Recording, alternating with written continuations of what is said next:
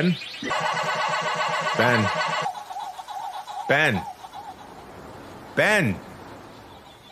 Ben! Oh, right. Announcement time. On November 7th, Ben and myself, as well as a few other close friends, will be joining forces together, online through Discord. Not exactly a safe idea to be all gathered up now, is it? Anyway, Ben, you want to tell them this year's theme? But of course, this year, we are celebrating Pac-Man's 40th anniversary with Pac-Man Fever. And that's it. We're just going to be playing the Buckner and Garcia song for 24 hours straight. No, we're not. We will be spending the whole event playing a bunch of Pac-Man games. Yes, there's more than just a classic arcade lineup, believe it or not. You have games like Pac-Man World, Pac-Man and the Ghostly Adventures, Pac-Land, Pac-Attack. 2-pack? No, John. No.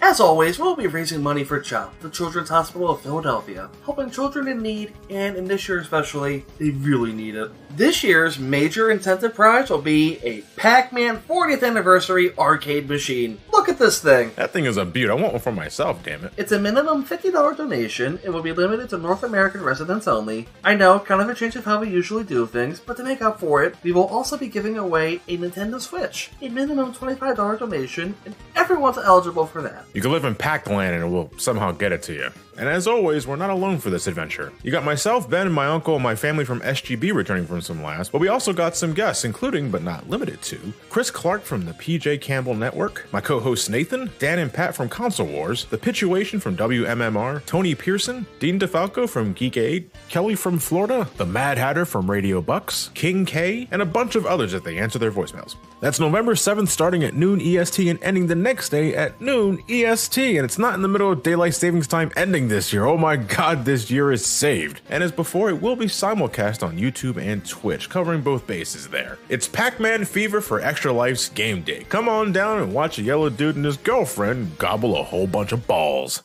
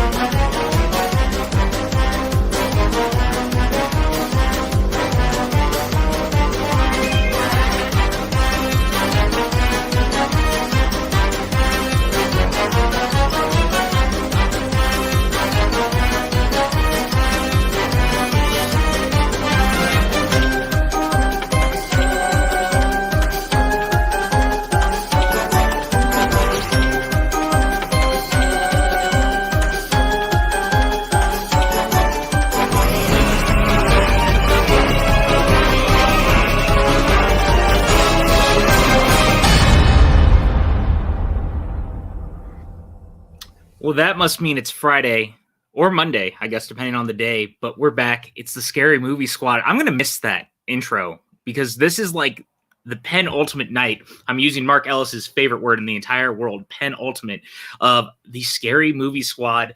And I am just happy to be here with you guys tonight as we are watching the Tim Burton gothic thriller Sleepy Hollow. I am your host, PJ Campbell. It is so good to see you guys.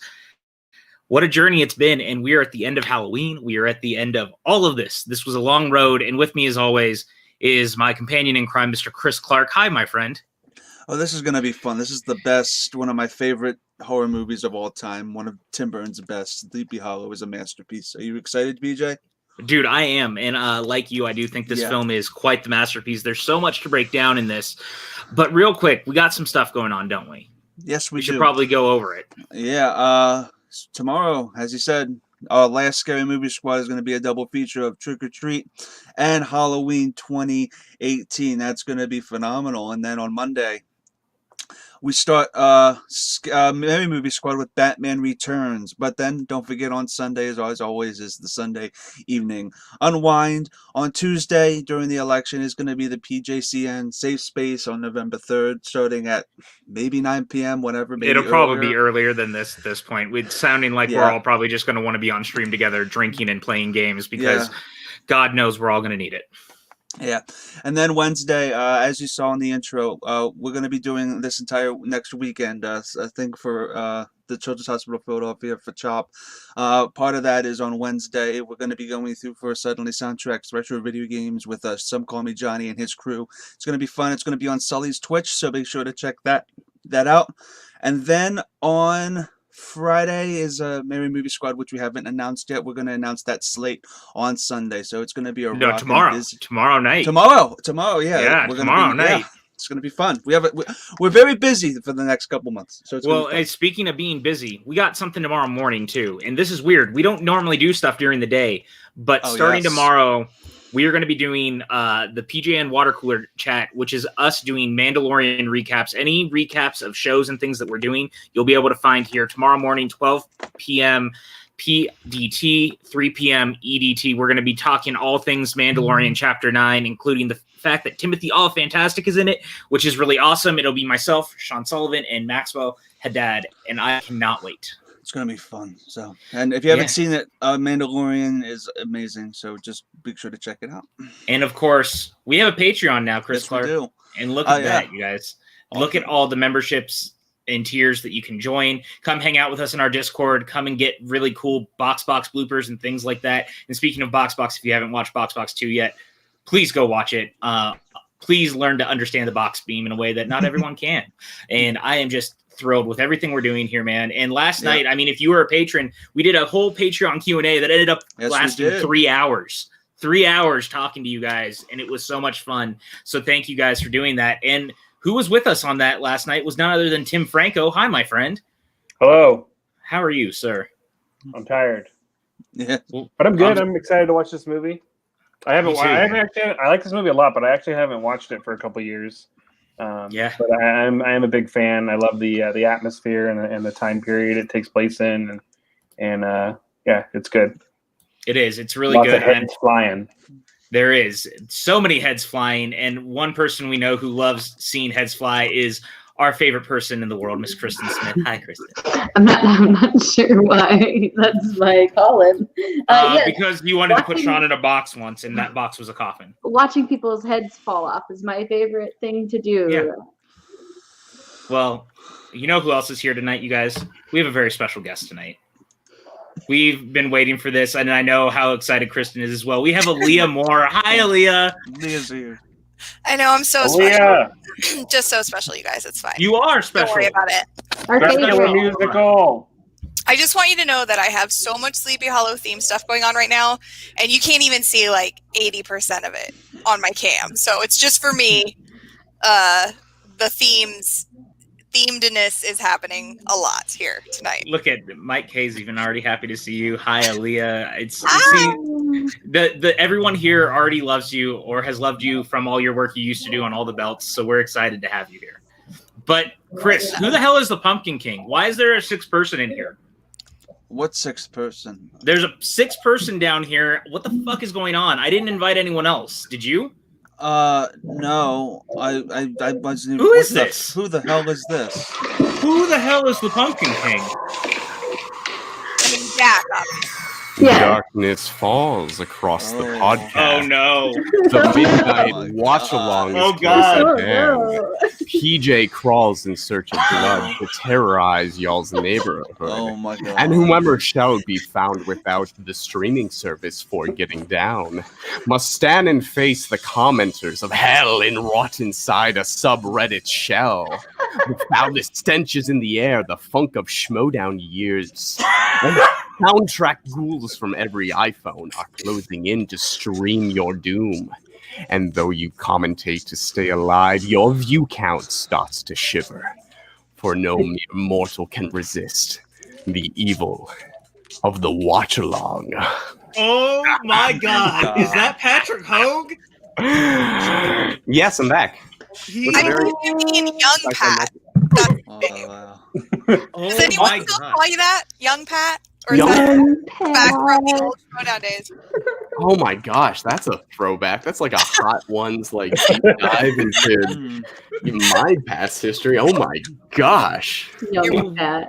Look at this, man. We haven't seen you in so long. How are you? I'm good. I am so ready to like start coming back and like bothering all of you with my stupid bits and like hijinks. And man, oh man, what better way to start that with a Tim Burton movie about decapitation? Let me tell you what.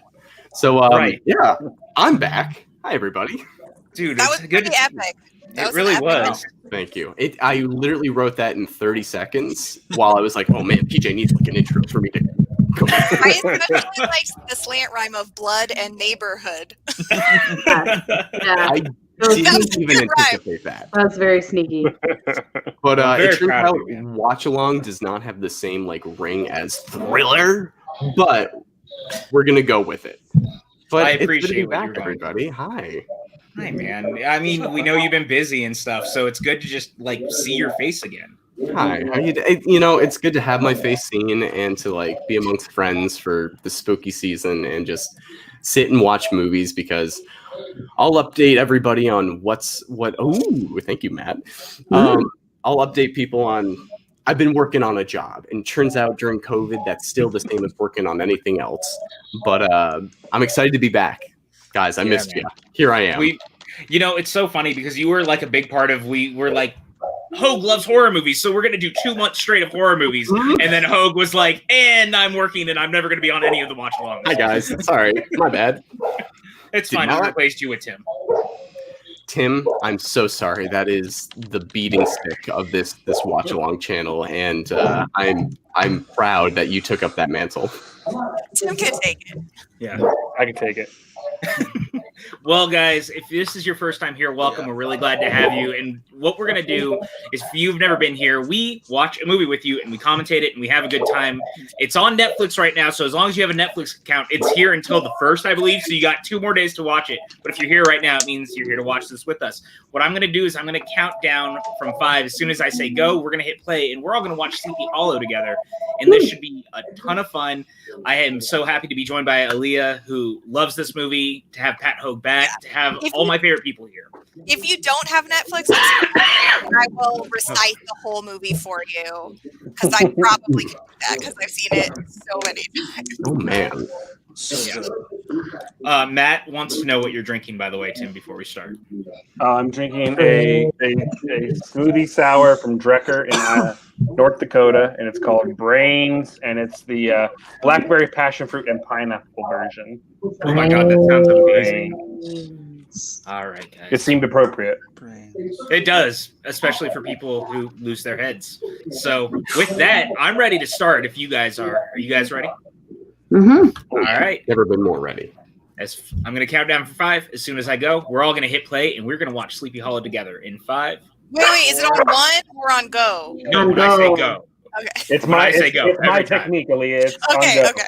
Yeah. I got you. In 5, 4, 3, 2, 1, and go.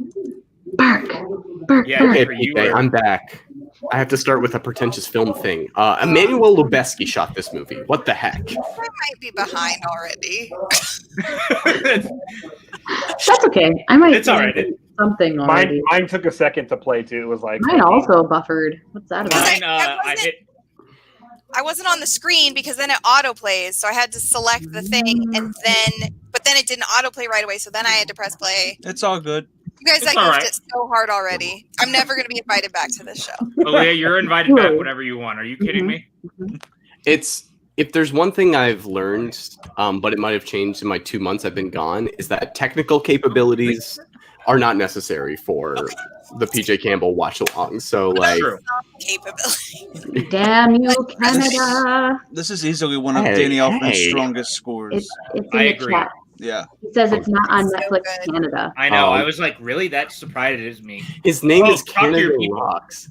Listen, okay, let me get him on the phone. This is Martin Landau who did who was who do you call it? He's working on it. he was Bela Lugosi. He was Bela Lugosi and Ed Wood. This is his cameo in it.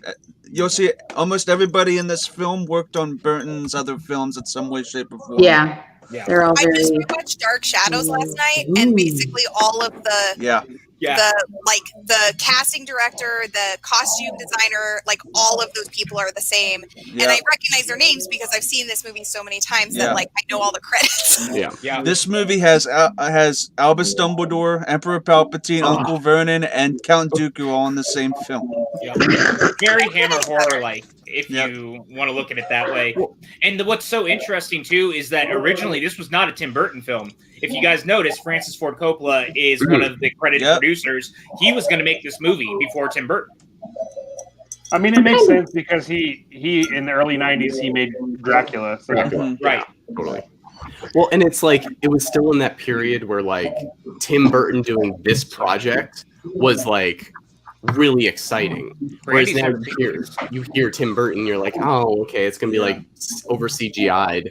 And this movie is like really practical. It feels very like it's in line with his early work to me.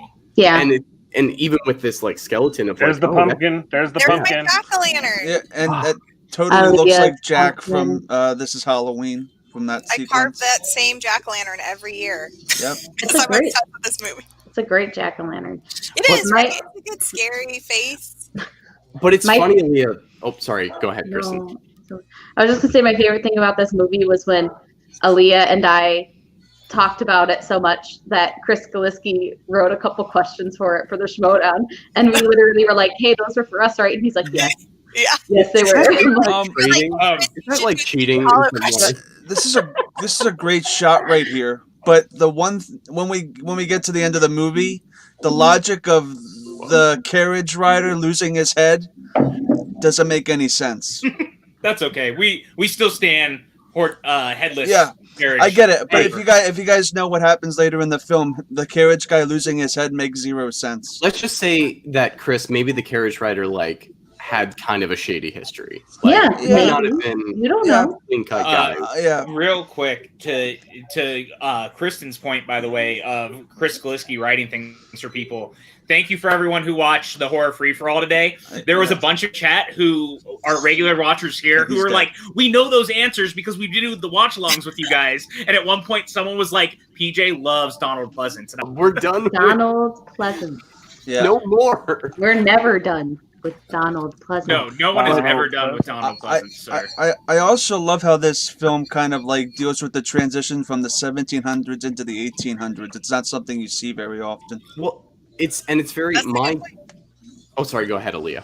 Oh no, I was just gonna say that's a good point. I hadn't really thought about that before. Like, the time period is one, like that century turn isn't really one you see a lot.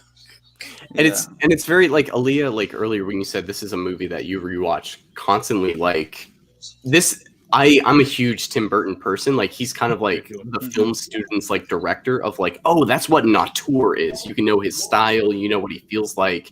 And I was like the Sweeney Todd guy. Like that was my like movie I watched on repeat. And it feels like this movie is so almost close to that. And like, but that one's a little bit more serious, whereas this one's funny. And I never, as a kid, the humor never worked for me, but I watched it again recently. I'm like, oh, this is a really funny movie. Yeah, it's really funny. And like all the stuff that happens with, you can tell Tim Burton is just having the best time just like spattering Johnny Depp with blood as much as possible. Yeah. Let's really like ratchet it up of like, this is a Hammer movie, but with a budget and like artistic integrity, which is like weird. And here's the great cameo by Christopher Lee. Which, if you notice, when you get to the full shot of him, it looks like wings of the bat are coming out of his back. Yeah, I love that. I love that. He's actually in Dark Shadows too, which I had forgotten. Yeah, he's in the flashback sequence thing when he's like a sailor, right? No, he's not in the flashback. He's like modern day, but yeah, he's like an old grizzly sailor. Right. He's also really Grizzled, I guess is the word I meant. In Charlie and the Chocolate Factory. I mean, Burton. The thing I've always liked about Burton is he's always kept it around the same cast, kind of what everyone was talking about earlier. Like he works with a lot of the same people. His movies have a very specific aesthetic, and they also have very specific actors that he uses over and over and over again. Well, and it's like every story, and Jack Nicholson has the story of like why he did Joker and Batman is like, kid's got a vision. This kid like knows what he wants and like is really like confident, and actors like know what kind of movie they're in, and that's why like Johnny Depp is so weird. It's like, yeah, I'll be the palest any human has ever been. Do it. He's also really palest human that's ever lived. But, yeah. Putting Christopher Lee in this after in quite a few movies actually. Mm-hmm. Like half his movies he's like deathly pale, and the other half he's like a pirate or if you've seen Chocolat, he's like definitely very swarthy in that movie too. I remember the animated movie being kind of like this weird thing for me as a kid, because this story always freaked me out of just a guy who just cut off your head because he was mad that he got his own head cut off. And this movie was such a faithful adaptation of that to live action that it freaked me out that how can you make a cartoon real?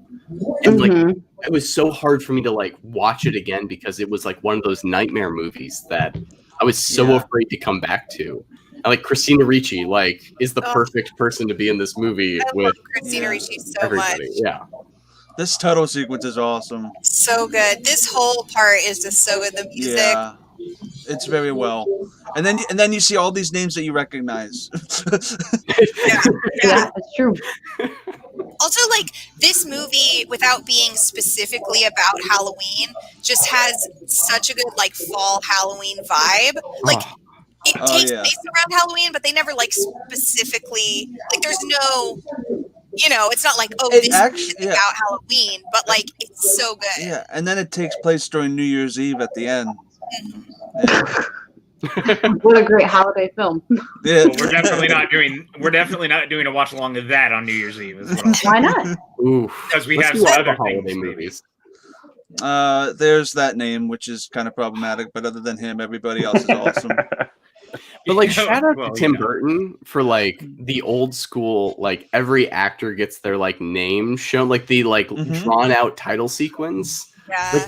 And it really fits with this kind of movie that's old school, but he does it for all of his movies, and it's oh yeah, I forgot Alfred was in this. Yeah, Alfred is also in it. Yeah, Michael Gough. I forgot he was in it. Yeah, Michael Gough, who actually I think passed away within the last year or two too. Yeah, pretty recently, I think. Yeah. I also really love Sweeney Todd. I do too. I didn't see that before when you were talking about it, but this is still my favorite. But that's a musical, so how could you not? Yeah, I have to revisit it. Yeah, Sweeney Todd might be his best last movie, to be honest, because right after Sweeney Todd, I like Big Eyes, but it's the last Burton movie I really, really enjoyed. Yeah. I love the casting in Sweeney Todd. With Timothy Spall and Alan Rickman and. Mike said, "If movies had a taste, Sleepy Hollow is most certainly apple cider donuts." Yeah. If you're basic, that's a good right now. Yes. Ooh, yeah. I totally meant to get apple cider and brandy while I was out at the store today, and got sidetracked and bought popcorn chicken instead, and came home and I was like, "Well, I'm already home. I'm not going back for it." I just also love how the decor is so you have the windmill, you have the church, you have the cemetery. It's a Universal monster movie all packaged into one town. It's kind of cool.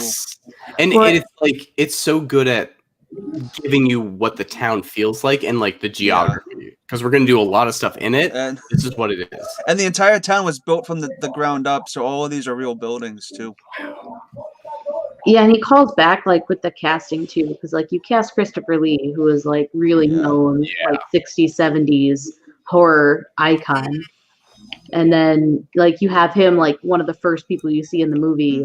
You're really calling back to a certain era of film. And this is Tim Burton really paying off. You hear Tim Burton's doing Sleepy Hollow, and you that sounds perfect, and this movie is the perfect version of that. Whereas nowadays you hear Tim Burton's doing Alice in Wonderland, you're like, oh, that should be better than what it is. There's so much foreshadowing here, it's ridiculous. Matt, that's what we were talking about. Francis Ford Coppola produced this because he was originally going to direct it. I think did he co-write the movie too? I'm on IMDb. Let me check it out. But he was very involved until he picked Burton to take over as director. So we're gonna get to the sequence later, but Scott Rudin produced it. This whole film is based on a short story that really is condensed into this this little scene that we'll see later. That's basically the short from Disney. So I think this is how you expand upon a narrative and make it even better. Similarly, Tim Burton's done that with Frankenstein. Exactly.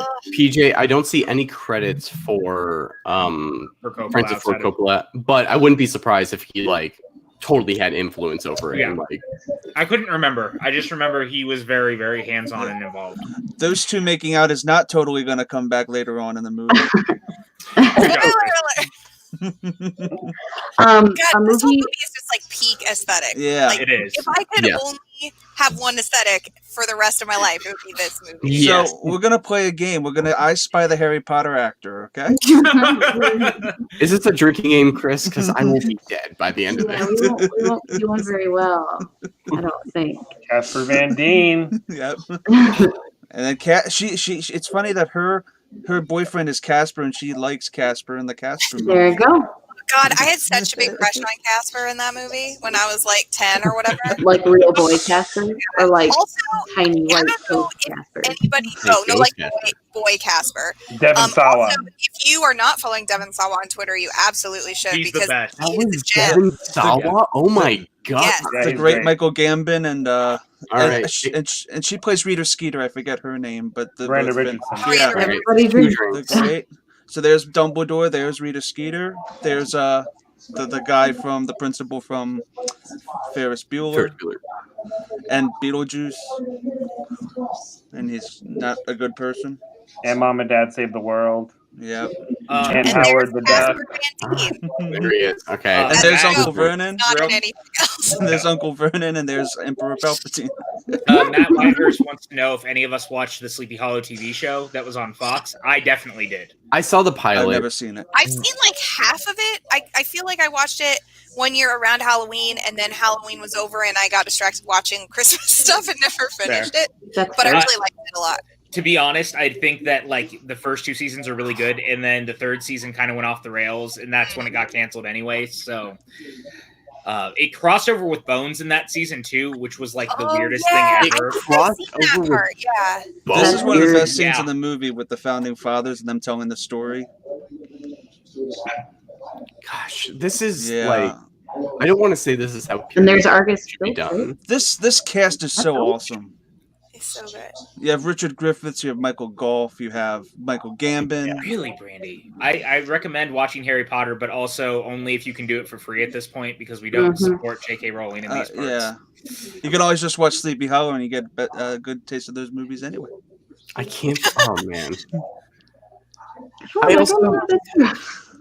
This color scheme is going to be my new living room. My next I love living it. room is going to look Like just dark like that. brown and green and Yeah, I mean, it already is kind of. I have a lot of green already, but So, Oh god. This is the film like nerd in me, but like Emmanuel Lubezki, who shot Birdman, The Revenant, a series of unfortunate events, shot this movie, and it's the only time he shot a movie for Tim Burton, and he's one of the best like cinematographers in the world. Oh, it's so good. Yeah. And it's just like he just captures Tim Burton's like nightmare but storybook, but like just good, just low enough for kids, but just big enough for adults, like kind of vibe he needs for this kind of story that like it's beautiful while still being gross. And I like it does not get enough credit because like movies like this are just always said as schlock and like what Hammer horror back in the day was always described as. Tim Burton did artistically, and like this movie doesn't get that enough like accreditation for being artistic and like crap. Look at it, it's beautiful. Yeah, this would be great in the one theater. of the things that makes this movie so rewatchable, besides the fact that like I like a lot about it, obviously, is that it perfectly walks the line between like creepy, eerie horror and like funny, fun to watch. Because there's some movies that I really love, but they're more on the horror side of like I don't necessarily want to watch that all the time. Whereas this movie is like perfectly in the middle, so you have fun watching it in a way that like it's just fun to watch anytime, but also it's still really creepy.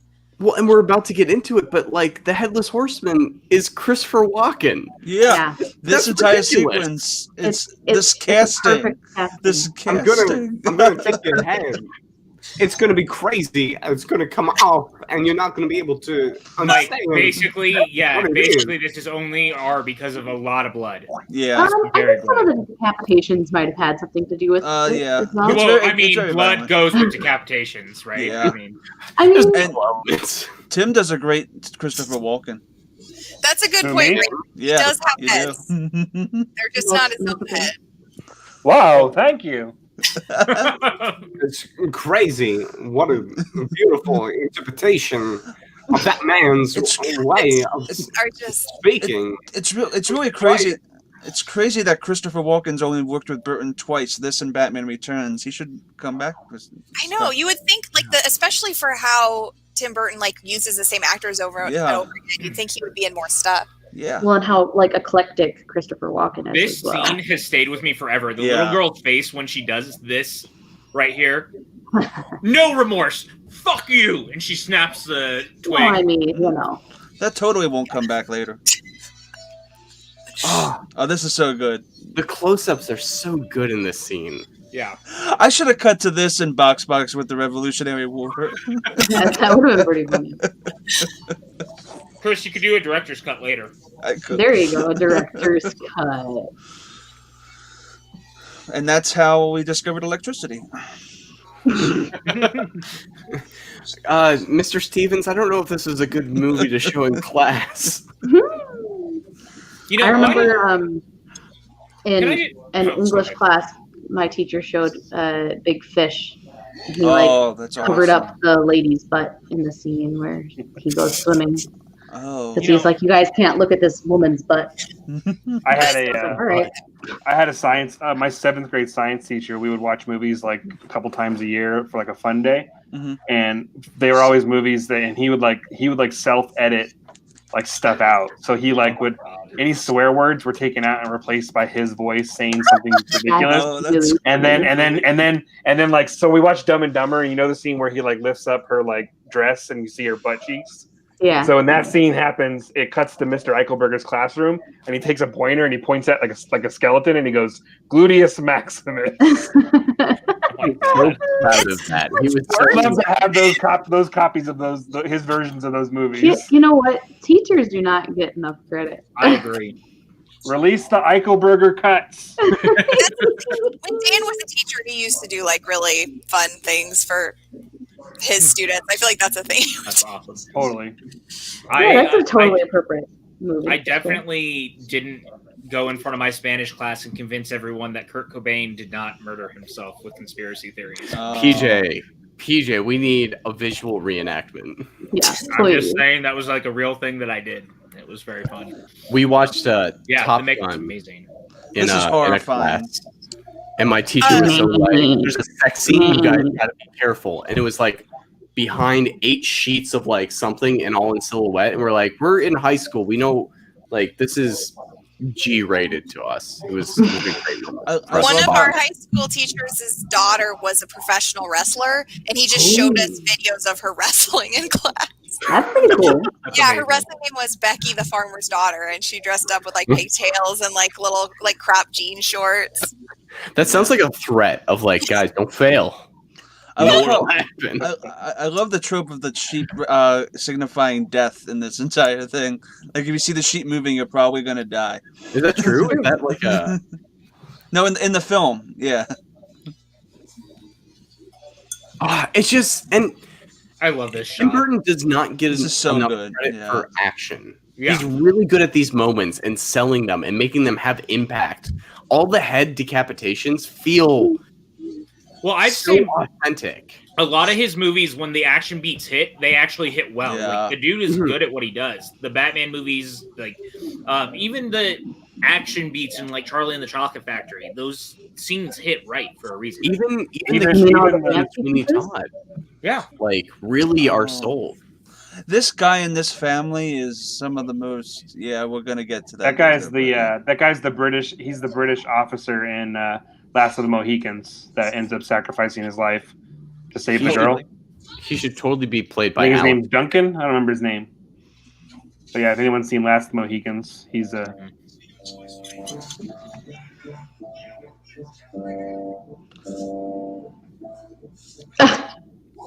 I love how Johnny Depp is so willing to be like laughable in this movie. Yeah. Like he's such like a kind of a dork, and I love that. It's so good. Well, I mean, like the original, like Ichabod in the animated one is just like a total doof too. He is such a dweeb. Like I think, like obviously, like Johnny Depp's profession in this. Wasn't he a teacher in the story? In the story, the story teacher, isn't right? exactly the same, but like he really captures the essence of the character from the animated one and like brings it into this story. I feel like.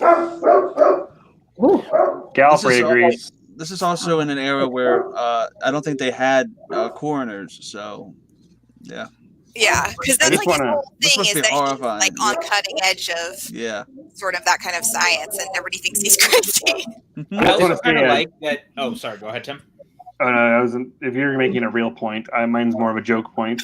I mean, mine is kind of like, I just think it's interesting that this came out right around the time that CSI was about to boom too, because he's kind of like a CSI type guy in, you know, the 1700s, 1800s, and it just weirdly fit that era of all of a sudden everyone was talking about people who were talking about dead bodies.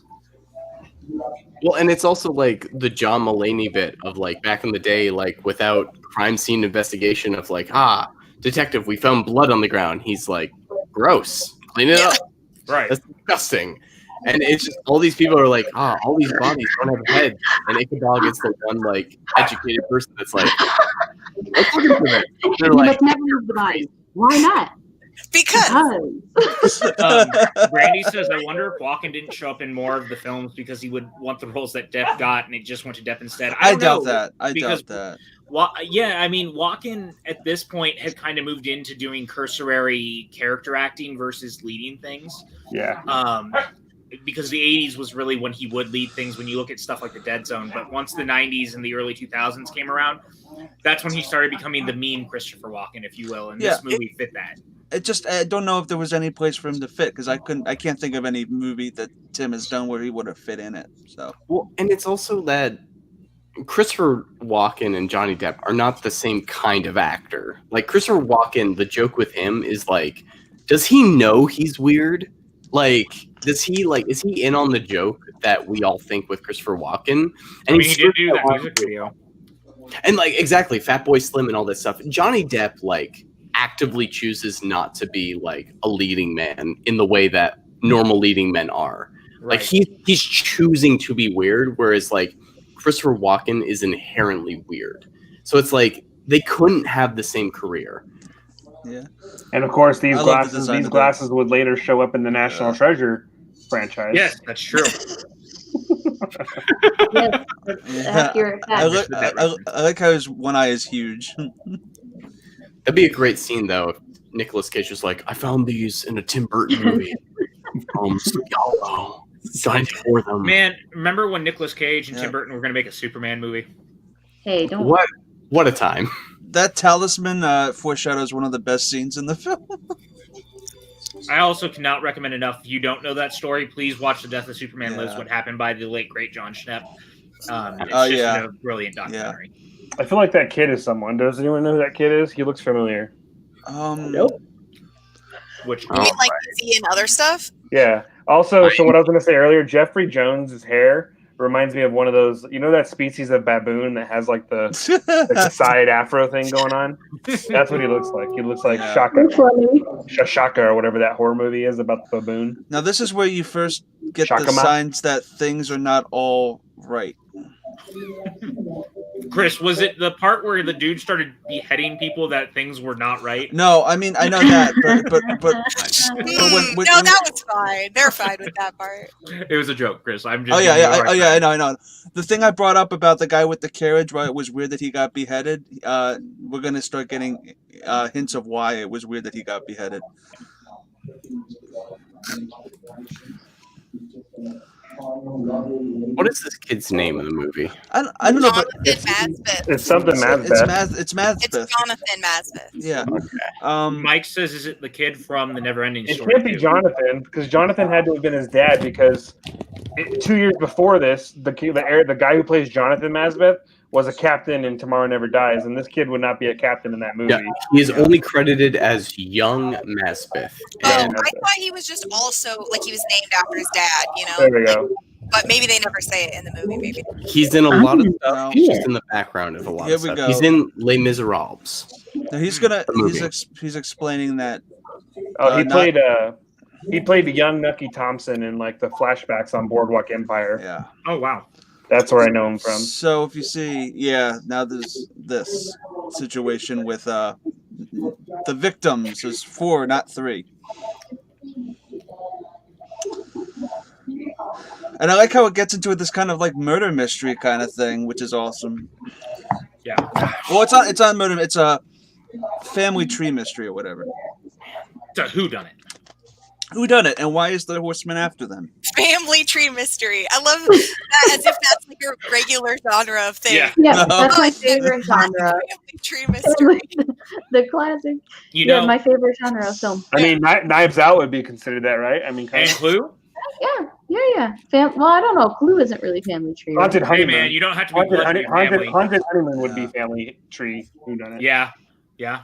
What about Nothing But Trouble? Texas Chainsaw Massacre, definitely family. No, not Nothing But Trouble. I mean, only the family that's weird is related. No one else is related. That's fair. All right. I guess kind of though. I don't think the Texas Chainsaw Massacre is much of a mystery. Yeah, that's a family, but family tree implies like generations of like you don't know who's related to who kind of a thing. Fair. All right. Which Okay. it kind of gets involved I mean, with it's this. not a real thing. Yeah. We're just having a very weird hypothetical question. Yeah. I just love Ian McDermott's reaction to all of this. She's dead. You know, there's only one thing that could make this entire movie better, and that would be if Peter Falk was in it. Yeah, but Ian McDermott's amazing. He's not in enough. I didn't say that he needs to replace any of them. I'm just saying that Peter Falk should just like be in the movie. Mm-hmm. They could have had him as like Columbo's great grandfather or something. Yeah. Just put him in the movie. Yeah, I would have liked to see like even Robbie Coltrane could have been good in this too. I just don't think we got nearly enough Peter Falk in my life. Yeah. It's just like, what other movie exists like this? Like, I looked at the box office. Like, it made money. It made double its budget. It existed. And it's, what other thing exists with this kind of hammer horror love?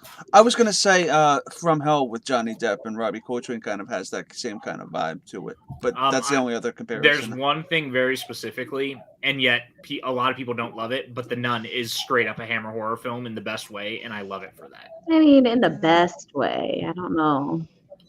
My opinion is different than everyone else's. I actually really like that movie. What about Drag Me to Hell? Oh, I like that one. It's like a modern day hammer horror. But that one's very much Sam Raimi. That doesn't have Johnny Depp. Yeah. And I love how the blood is so unrealistically red, like a hammer film. Yeah, that's one of the best. It's just like almost orange and It's like ketchup.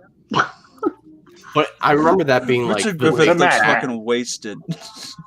Like the big fact of like Sweeney Todd is like, did you know they use chocolate syrup for the blood? I'm like, neat. Mm-hmm. But it's like you watch that movie and you're like, oh, that is not blood. That is a substance out of a tube. Yeah. You work at a funeral home? That is crazy. My grandfather worked at a funeral home, so I used to visit him a lot at work. This whole sequence, this whole sequence is basically what the Disney short was. He worked in a crematorium, actually. You probably can't see because my webcam's really bad, but I'm wearing covered bridge earrings in honor of this. Oh my goodness! Shock you. This scene also has one of the best scenes later on in the film too. Like this is. Do it, Mike. I remember watching this as a kid, being like, "No, you can't translate this to live action. That's not possible." Well, here we are. Here we are. Here we are. I always love this sequence. I just want to say that this is such a delight to watch this with all of you because for the longest time, I just feel like I was the only person that liked this movie. Like, I feel like most people just thought it was kind of bad. No, I never knew anybody else that like really loved it until I met you guys. So this is totally This is why we're together. And I like how this is straight out of the Disney short. Yeah, this is a love letter to that for sure. Yeah, I love that effect. I love how it looks when he throws it. It's so good. Damn, that must have hurt though. Just peg him right in the face. I don't even want to get hit with a jack-o'-lantern. A pumpkin right in the face. And this is the first Johnny Depp faint. We should have had like a faint counter that we could pop up on the screen because he in this movie. His best faint is coming up. I think I counted once and it's like 5 times total or something. Oh, and this dream sequence is creepy. Yeah, it's great. He faints more times in this than Rambo kills people in the first Rambo movie. I love the cherry blossom, so it looks a little like Animal Crossing in the springtime. PJ, that's beautiful. Thanks, man. I appreciate that. She looks familiar too, and I forget her name.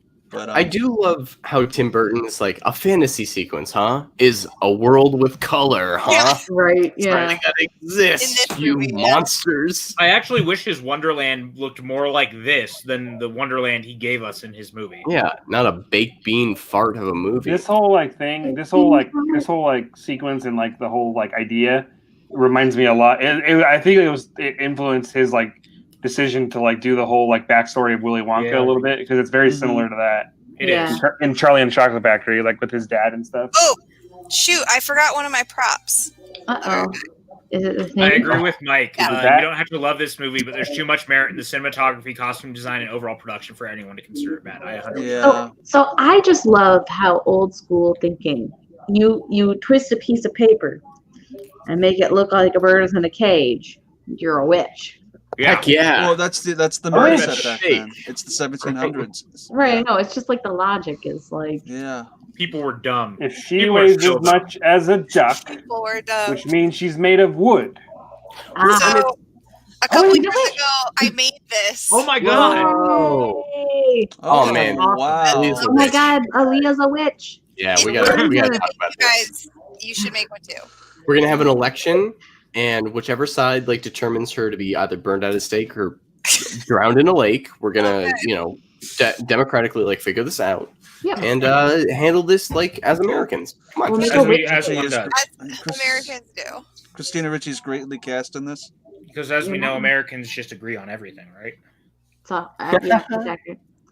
So we'll make a witch cake to determine if Aaliyah's a witch or not. It's where you take some of their fluids and you make it into a cake and then you feed it. Aaliyah is to a dog, and if the dog has a seizure or something, then you're a witch. Oh my gosh.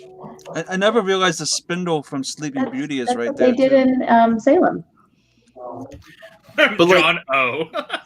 But Kristen, to your point of Tim Burton kind of is just showing that activity as an activity and but still has the absurdity in other moments. And these people are idiots and stupid. Everybody who lives in this town who sees the headless people are just totally ill-equipped to deal with any situation. Yeah. And he depicts that as this is just a normal thing. And this is the time of oh, you gotta burn her. She is not okay right now. Matt would like to know, Aaliyah, what are you drinking? I'm drinking an apple cider cocktail, so it's rum, apple cider, lemon juice, and cinnamon. Sounds really good. That sounds awesome. It's very excellent. That tiny book comes into play later too. Chris, she took that book from the restricted section. That tiny book. You're telling me that's Chekhov's book? Keep an eye on that tiny book, you guys. Yeah. Listen, I'm kind of suspicious about books already, and you're telling me that's one I need to keep my eyes on? Okay. Okay. What happened to Christina Ricci? She's still around. I like your name. She's still around. What is her latest thing? I know she's been in something. Has she been on a TV show? CBS has kept her busy for 6 years. What's going on? She was in. This was a number of years ago now, but she was in the movie, just a movie version of. Oh my god, you guys! This is why Casper. Because my brain. Casper? Are we talking about Casper? No. I get it. You know the girl that killed her dad with the axe, but she got Lizzie off. Borden. Lizzie Borden. Thank you, Lizzie Borden. Yeah, that's way different than Casper. That, and then a couple years after that, they made a TV show version of the Lizzie Borden, but with her. Yeah, she was in both of those. Wow. Chris, I like your new name, by the way. Oh, Magistrate Tiny Book. Oh, I'm Tiny Book. Tiny Book. Yeah, Tiny Book. Yeah. I like how dramatically he just goes to the window upset. And he's like, I'm okay. Like, she's doing a lot of This is one of my favorite parts. yeah. Aaliyah has that. You guys, they totally copied me. What the hell? Yeah, he was Zelda. That witch. This line is so good. Wait, not yet. Yeah, before we get there, Christina Ricci was like childhood crush for me for. I think she was for a lot of us. Yeah. Bro. It is truth, but truth is not always apparent. Yes, that's a great line. This sequence is amazing. Oh, this is one of my favorite death sequences in horror film. It's Tim Burton, and what this movie is perfect at is that it's not a Hammer movie, it's a modern Hammer movie. And that's a very distinct difference. And he's like, this is so cinematic while still feeling like every shot feels like it's both on a set, but also in the same location that it would be. Right. And that's so specific. And I've never seen another movie like this. Yeah. It's gorgeous. Well, it's even Beetlejuice has a real similar feel where part of it feels like it's a real place and then part of it feels like a set. A lot of his movies have that very specific balance. And there's Oh, sorry. Go ahead, Chris. There's the first glimpse of the windmill, and also that's also a Harriman horror kind of cliche kind of thing. Totally, with that, creepy building. And this sequence is where Ichabod gets hands-on experience. But it's PJ, you're talking about Beetlejuice of that movie can rely on the fact that it's inside. It's indoors and can be on sets. This movie is outdoors for most of it, and that's really hard to convey both its own environment while also feeling classical because all of those movies are shot on stages, and it just upsets me how difficult this must be, but also how confident you gotta be. As we said, sheep means death. The sheep are the harbinger of doom. Has anybody else watched the special features for this movie, behind the scenes stuff? Yeah, I have. It's so good. Just seeing the sets as how they built them and stuff is really cool. And they made a whole dummy for Richard Griffiths and his. You'll see what happens to him. In this part. This we've is seen it because it's in the intro. It is. Yeah. It's true. The way that the I love that. And then just and it just spins around. My favorite part is coming up because of this. Oh yeah. So when Johnny Depp's he was a horseman. That's my favorite. It's my favorite line delivery in the movie. It's very Jack Sparrow like. Yeah. Well, Matt's right. The windmill looks like the mill from Frankenstein, 1931, which he would also use later in Frankenweenie as well. I also love how he's trying to explain them as if they wouldn't believe him, but they do. Yeah. This is it. We get it. I love this line delivery so much. This is what Tim was talking about. This is my favorite. Yes, I know. That's why you're here. Headless. It's so meta. This movie, movies nowadays don't do this. Everyone told me. I love his ring. My favorite faint in the movie. And faint number 2. It's the best faint. My favorite one.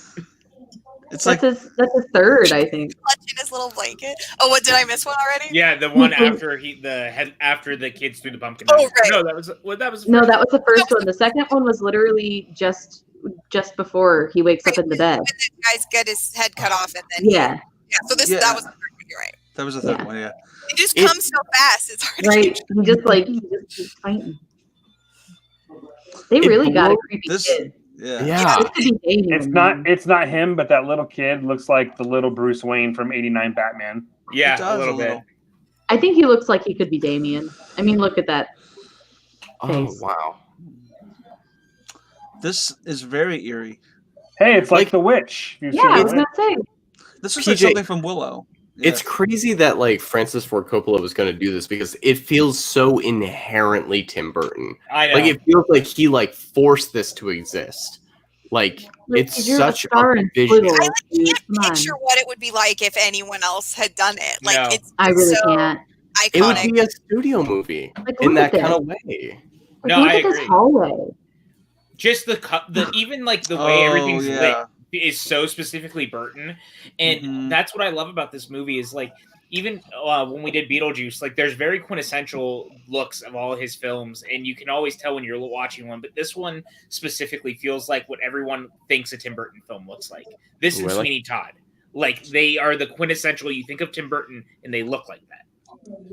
Yeah, if he made every movie like this, I'd be okay. Yeah. Yeah, work with Lubetsky again. Like, come on. Like, look at this movie. It's gorgeous. Hell, even Ed Wood is gorgeous to look at. So the only movie that he's done after like Sweeney Todd that I think doesn't get talked about because I think it's actually quite good was Big Eyes. Yeah, Big Eyes is really good. But like no one really talks about it. It's pretty good. That to me, that's his last really great movie. It's not like all his others, and it's the only one from the 2010s that I'm like, man, this is a really great movie. The one that I liked more than most people, though, was Miss Peregrine's. Same. Yes. I think there are moments. It was the ending.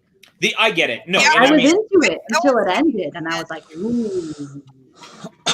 What was that, Ilya? I wasn't a huge fan. I like Dark Shadows more than that one. That's fair. I think we all have that one in the last decade where I think every one of us would be like, I will defend that movie. That's fair. Which is interesting because I think that we all love him very much. Well, except for Tim, then, apparently. But I think that's what I like about it is that certain people still latch on to certain things with some of his movies. Like, I didn't love Dark Shadows, but Aaliyah did. I like the Peregrine one. Some people do like Alice. I'm not one of those people, but I mean, I don't think I wouldn't defend Dark Shadows in that. Like, I think it's like really good. I just really like the aesthetic and like the vibe of it. It's not like a great movie. Like, it's like a fun movie, but I don't think Dark Shadows is like a good movie. I just think it's a little underrated for like since I just rewatched it, I was just thinking. I think it's like one of those movies that you kind of watch to just have fun. This is probably the scariest portion of the film. Yes. Yeah. If I was watching this blind, I probably would get jump scared pretty bad. And Frankenweenie's like the other exception, but also he had been working on that like pre-decade, so I'm kind of like counting it as a 20 or 2000s holdover into the 2010s. So Aaliyah, speaking of cats, when we do our cats watch along with Pat, you have to be on. Wait, are we watching the new Cats or the original? No, we're gonna watch the new one. This makes me want to see a Tim Burton. It's going to be a drunk watch. I'm no longer excited. I mean, I will still do it, but like the original one is classic. No, I know, but the chat and the people who are our patrons have been like, we need to watch Cats, and they're really pushing for Cats. I mean, I love the musical, so like I liked the new movie just because like it was Cats, like the songs. So I'm happy to watch that. We could do both of them. But it's more like we all want to be drunk watching it, and Pat has to be the only one who's sober. No. That's Speaking a horror movie cats, right there. I'm hearing noises from over in that part of it. Mr. Mustafi, I'm seeing and hearing noises over here too. Reefism. Yes, someone else enjoyed Dark Shadows. There you go. I like Dark Shadows. No cats, Brandy. It's happening. A Cat's Watch Patreon exclusive. Mike, I don't want to make it a patron exclusive because I think it's going to be utter chaos for the internet to behold itself. Yeah, it should just be. You should just make it open to everyone. This is like, so I don't creepy. Want to be that guy, but there's just some things plot-wise that they changed for the new Cats that I just don't think. You can be that guy. You can totally be that guy. I respect that. Like it. Okay, guys, real quick, we gotta talk about Ichabod Crane's talking to a witch lady. Yeah, this is yeah, this was great. He cuts off his bat's head. Yeah, his poor bat. But like, and Chris, you said like, I feel bad for the bat. This is very Hansel and Gretel kind of Grimm's fairy tale. And this is probably the scariest scene in the movie. But like, the smart thing it does is it makes it an exposition scene of like you have to pay attention, but like that's where it's uncomfortable. Where you have to like focus in. This is the scariest scene in the movie until they do those animated eyes where like where she looks like its eyes go like it is like a jump scare. So like the animation is not scary, but like it does sort of jump scare. Yeah, it's a jump scare. It is, but because they want it to fit the tone of the movie, they make it kind of ridiculous, you know? But thank goodness Tim Burton never used CGI again. Yeah. Brandy says, "Can I give up picking a watch along to pick not watch along?" I just sit in my room for 2 hours and not do anything. I'm sorry, Brandy. It's gonna happen sometime. We have that to image make is scary. Yeah. We need it. I will say, and as a little director insight, when I made of like, we had to really black out the eyes to make it dark. If anybody's seen we have a monster in it where the eyes disappear into darkness. That's hard to do because otherwise, if you don't do that, it looks stupid. It looks very stupid. And the fact that Tim Burton was like, just CGI it is probably very smart, but leads to very bad things for his career going forward.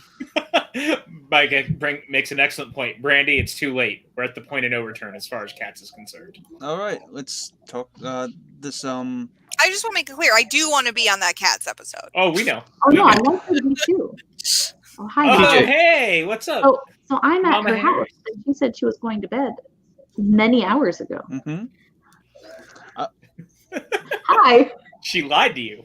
She's literally like right there. All right. There's a wall. All right. Did you bring him back? Oh, Oh, God, here. there it is. Sure. Oh, God, I missed that. Shout out to Stephen who bought his Twitter and Salad shirt, which are on sale now in the T Public store. Chris Clark has many more shirts on the way, including "This pillow is fucking useless," which I can't wait to. She almost got shot. I like that Chris is trying to change the subject. Yeah. Mike is saying hi to your mom too. Hey, my mom's a legend now. Yeah, dude, your mom is a legend. She's one of my favorite Twitter follows. I kid you not. If PLD was in the chat, he might think it was Ed Harris, though. That's true. He did the last time, right? Did he? Yeah. Reefism says Brandy's been threatening to block people who are requesting Cats. Brandy, don't block me. Listen, Cats is a fun movie to watch. I had a blast watching Cats when we all went and saw it. Yeah. It's still my favorite movie I watched in a theater because I haven't seen very movies in a theater, but it was a lot of fun. Watching it like with friends and like kind of laughing and like happy because that's kind of you have to take away how wrong some of the movie is and just like and I'll make my old Judy Ronamy joke again. Yeah. Tim's best joke he's ever made. This tree is disgusting. It's a great tree. So good. 100%. You don't see Christina Ricci as a blonde in very many movies. No. Like this is maybe one of the only ones, but she looks good. Yeah, I don't mind it. It's just I feel like she always has dark hair. This so is let's always rank creepy trees. Crazy. Yeah. It's so let's rank creepy trees. Evil Dead tree, this tree, or the tree from The Conjuring. Which do we think is creepiest? This also the tree in Ernest Scared Stupid. Or how about Grandmother Willow? So good. Grandmother Willow is not Grandmother Willow is not creepy, Chris. I would. I think we're gonna do George A. Romero next year. We have so much to do. Oh God, I just love. Oh God, so much blood. Johnny Depp, Tim Burton's just like more blood. Yeah, it's a hammer. He doesn't have enough on his face. Just throw some more on there. It looks like a cherry pie. Yes, Mother, I do. Oh, that looks disgusting. And then there's just a bunch of heads. Your mom says, remember the one time we saw Christina Ricci at Best Buy? It wasn't us. I worked at Best Buy, like the majority of the people in this Watchalong right now. It's true. And from Best Buy. And just a random Best Buy in Michigan. And then I was working at the register, and this lady walks up with a guy whose sweatpants were like really far down. Like, man, if they were any further down, his junk would be hanging out. And she was buying a DVD player and a copy of Black Snake Moan. And I was looking at her and I was just like, well, your card isn't signed, so I will need to see your ID. It wasn't signed. I didn't do my job. And no, it was Christina Ricci. So that was a day. She was buying a copy of Black Snake. She was probably like, God damn it, why are you asking for my ID? Because she's thinking, no, I know, but she's probably thinking you just want to verify it really is Christina Ricci, like in that moment. Oh my God, I love you. I was very professional. I was very professional. I mentioned this before, but real quick, that same thing happened to me with I was supervising the computer department, and it happened to one of my like associates, and we sold a computer to Melinda Gates. No joke. That's pretty funny. Bill Gates' wife bought a laptop from Best Buy. That's hilarious. In Tucson, Arizona. I wonder why. But wouldn't she get those for free? That shot of the horse coming out of the tree is amazing, really by the way, guys. Oh yeah, it kind of looked like Danny DeVito coming out of the couch in Always Sunny in Philadelphia. And the Christmas special. Yeah. I was really wondering where we were going. I was like, what is happening, Chris? Oh. It looks a lot like Hope, are you dressed up as Marty McFly today, by the way? I'm pure. Why do you ask? I knew it. You dressed up for Halloween because you may not be on tomorrow. Oh, yeah, that's a good one. The Tree and Legend's a good creepy tree. Right. That Reef isn't brought up. Where is he going now? He's gonna go change. This is amazing. Oh, yeah, the Ferngully one. This sequence is horrifying. I would actually say this is the other scary sequence. Justin makes an excellent point. Justin makes a good point. Yeah, that the Evil Dead tree rape someone. That's a great point. Oh, I don't need to see that scene. I like the Sleepy Hollow tree the best, though. Yeah, Chris, it's not the Evil Dead movies are older, so it's not like graphically done, thank God, but it is still uncomfortable to say. The second one, they kind of don't even put it in there. The remake, though. The remake. The remake does a lot of things that it probably shouldn't do. Yeah. But there's some definite vine root action going on there. Yeah. That one's the worst. Yeah. I'd argue this scene is probably the other scariest scene in the film because of what happens. The poor little kid, he looks so innocent. You know what scene this reminds me of? Only because of the candle. That bread looks great. Oh my God, look at him. My ideal meal, just bread and apples. Did you fall overboard? Listen, what are we talking about? Okay. You guys see the faces? This Tim Burton movie. This scene terrifies me, man. Oh, when the flames all come out of the fireplace in that scene, there's scary faces. Yeah, this scene is crazy. This really shows Tim Burton's ability to direct action, man. Them being in the room with the spinning wheel reminds me of The Greatest Showman. Yeah. And I love The Greatest Showman. Yeah, that's what I wanted to say. Nightmare imagery, man. Why do you sound like Shaggy as Marty McFly? Yeah. What are you doing? What's your choice that you're making here? No, what are you talking about? Listen, I assume you mean Shaggy from Scooby Doo and not from the band Shaggy. That's right. Yeah. God, I sure hope so. Wasn't me. That shot is so good. Oh, yeah, so creepy. You got me on the counter. Wasn't me. But why do they need to kill the kid? I never understood this. The kid didn't do anything. To show the danger of it. Well, it's not just that. Because you take out all the witnesses. Yeah. No, he just hates ginges. He went. Patrick is Marty McFly is so heavy. Hogan's cosplaying as Shaggy, cosplaying as Marty McFly. You're telling me, Scoob, you got a time machine? Oh, wow. We're watching Sleepy Hollow. That's like a throwback camera horror film. The eyes. Hey, don't do that. So I'm assuming the kid was also. I guess she also kind of. Kale. The kid was marked. Kale is the reason that the kid was marked. I'm assuming the kid was also marked. Yeah, he had to have been. Yeah. I think it's just like the whole. She was just. I mean, the whole family was. Yeah. Crap. Has everybody seen this in the chat? Yeah. I remember Brandy's never seen it. Oh, right? Yeah. Crap. Don't just forget what I said. Just like we are not saying anything worthwhile, so just don't listen to it. Wait, no, listen to it. Just tune out everything I say is a good general rule. Yeah. For all situations. I would not recommend watching this before. It is the silver medalist Tim Franco's on every Scary Movie Squad watch along. Yeah. Casper Van Dien's sequence here is great. it needs to be acknowledged. The headless effect is so well done. It's really cool. Like, I don't know how they did it. Like, they shot a background plate, probably. But like, I've seen that, and this is 1,000 times better than any like replacement or adding an element into the thing that goes to their credit that makes it a lot better is the color palette is a certain way, and then it's also very dark. Yeah. It is this guy is doing so much to him. Oh, it's so good. I love that whole sequence. I think the action's so cool, and it just looks cool fighting a headless horseman. Yeah. And the physicality of the horseman is so well done. Casper Van Dien was a thing then, because he had just come off 2 years before being in Starship Trooper. Oh, look who it is! Oh, Brandon. Way to add horror to this watch along. Hey, that dude fucking crashed our Q&A stream last night. Yeah, sounds about right. Our poor patrons. It's scary what Tim is the silver medalist of, LOL. Stop Tim, that. what are you silver medalist of? It's not appropriate for this stream. Fair.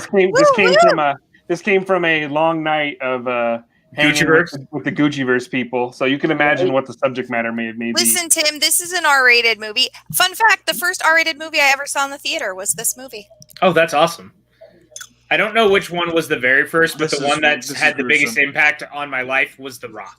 This is gruesome. Yeah.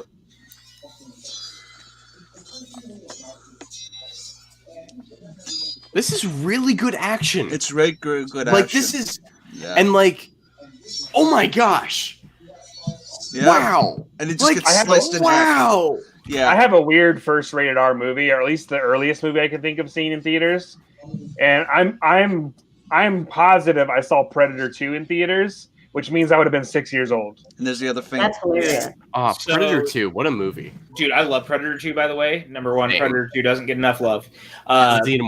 In it. But The Rock is the one that like left such a big impact on me, and I still talk about that night because I remember it was the first R-rated movie I saw in a theater where I was like, I should not be watching this, and I'm so glad I'm here right now because my parents had taken me. Okay, well, I guess what I meant was this is the first R-rated movie that I ever saw in the theater, I went to on my own. I mean, with friends, but of my own accord, not like I was with my parents. Yeah. Then I know what mine was. Right to a movie. Mine was Terminator 3. My parents went to go see Finding Nemo, and I went to go see Terminator 3. I mean, I don't really know.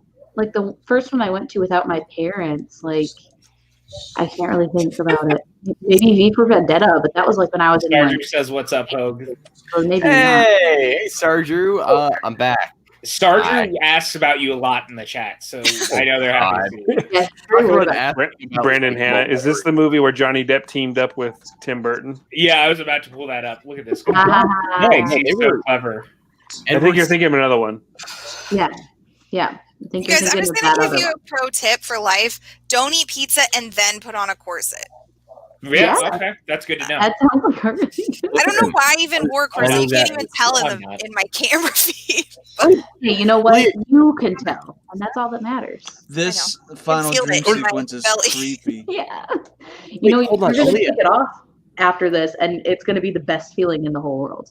That's true. Until your back starts hurting. Did you put on a corset for this watch along? Yeah, I'm dressed up in an outfit, like with a dress and a corset over it. That's how I roll. Yeah, that is the most effort anyone has put into any one of these watch alongs. I just want you to know that anytime I'm ever on the show, I will do my best to wear some kind of costume because that's what I do. I feel you, Brandon. That is way too much dedication for this. Can you wear I love this movie. This is horrifying, guys. I love pizza too, Brandon Hanna. This is horrifying. This is horrifying. Ow. Yeah. Ow. Yeah, that looks so. Yeah. Just and classic Iron Maiden. Yeah, and if you noticed when his dad was leaving, he didn't have a head. Yeah. But he fell right into Christina Ricci's arms, and that made it all better. I love like this whole backstory with Johnny Depp from when he was a kid and stuff is like totally unnecessary to the plot, but also it's so good. Yeah. Like, I love that it's there, but like, it doesn't. Like, you could have the exact same movie without that, really, and it would be It adds a layer. It would be no different. But yeah, it just adds like enough backstory for him as a character that it like informs all of his decisions in the movie. Yeah. Yeah, it like really helps, like especially with like the witchcraft elements, like him believing Christina Ricci isn't like an evil witch or whatever. Like he knows that there are good ones, so like it kind of helps with like that. Yeah. That was so astute, and I loved the way that Aaliyah delivered all of her little monologue just now. It was just so good. That's why we love Aaliyah. Listen, no one's ever called me astute before, so I'll take it. Welcome to our channel. I say nice things about most of the people, unless you're Pat Hope. Astute. Thanks, Pat. So Aaliyah, the next time you're on, can you wear a beret but in acorn or pizza style? Only if it's relevant to the movie. It was my favorite Instagram stories. We're gonna watch European Vacation. Somebody liked it. I was European hilarious. I was laughing so hard. European Vacation is my least favorite. When you're here, you're gonna get. It's my least favorite too, but I do enjoy the first first 3 quarters of it. I check out as soon as they get to Italy. I'm like, I don't care anymore. Yeah, that's about where I am too, and I'm glad you like it though, Chris. And some of Germany I don't care for. I like the beginning half, like all the way up until Paris and stuff and all that. I like that. And I know Tim, similar to me, we hold like a very strange opinion as far as the vacation films goes. We both like Vegas Vacation. Yeah, we both. I don't like Vegas Vacation. Vegas Vacation was the one I saw in the only one I saw in theaters. Yeah. Kiss, guys. They're not kissing. Yeah. They hug. I wanted them to kiss. They kiss later. Wait. I don't know if they do. That's a great first R-rated film. Yeah, they do, right? At the end? Okay. I don't know. Now you're making me second guess myself. No, Maybe they do. Right. I don't think they did. But I guess I thought they did. They do. 100%. They have to. Like, that scene was just two attractive people being like, I'm emotionally damaged. I'm emotionally damaged. Aren't we both emotionally damaged towards each other? And I'm like, kiss, make out, do something. Come on. Brandon, I also similarly love going on vacation. Brandon, go on vacation and leave me alone. God. You know what I really hate? Going on vacation, man. That's just the worst. As soon as I can, I'm gonna go on a vacation because I have so much vacation hours. I'm just banking up like crazy. And I know where we might go too. Month vacation because I got laid on. That's true. And here's the Scooby-Doo portion of the movie. There you go. The only vacation movie that Mike K cares for Scooby-Doo. is Christmas. That's interesting. My best friend, Scooby. Yep. Yes, but Aaliyah did get her new job, so congrats to Aaliyah. Yeah, congrats to Aaliyah. I got a job, you guys. Now I can buy an actual good webcam so you can see me. I put on makeup for this, and you can't even tell because my webcam is so we weird. got It's okay. I put on makeup for this too, and you can't tell because I never put on enough. Yeah. Like, I'm kind of like that too. I'm not very good at makeup. You all are gorgeous. What are you talking about? Like, it's a beautiful stream. You guys are beautiful people. What a nice Thanks, young Pat. Young Pat.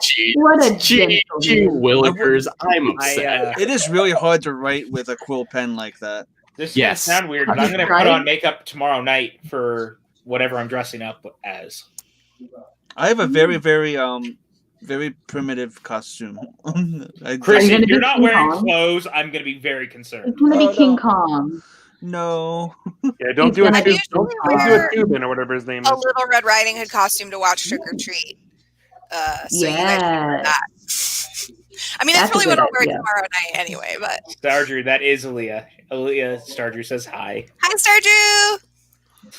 Brandon says I put on makeup for this and I'm not even on camera. That's dedication. What kind of makeup did you put on, Brandon? Hey, look, it's the murder family tree that Chris was talking about earlier. Yeah. You guys are related. Which means that I'm sorry to anyone that's watching this for the first time because there's actually a lot lot that you need to know.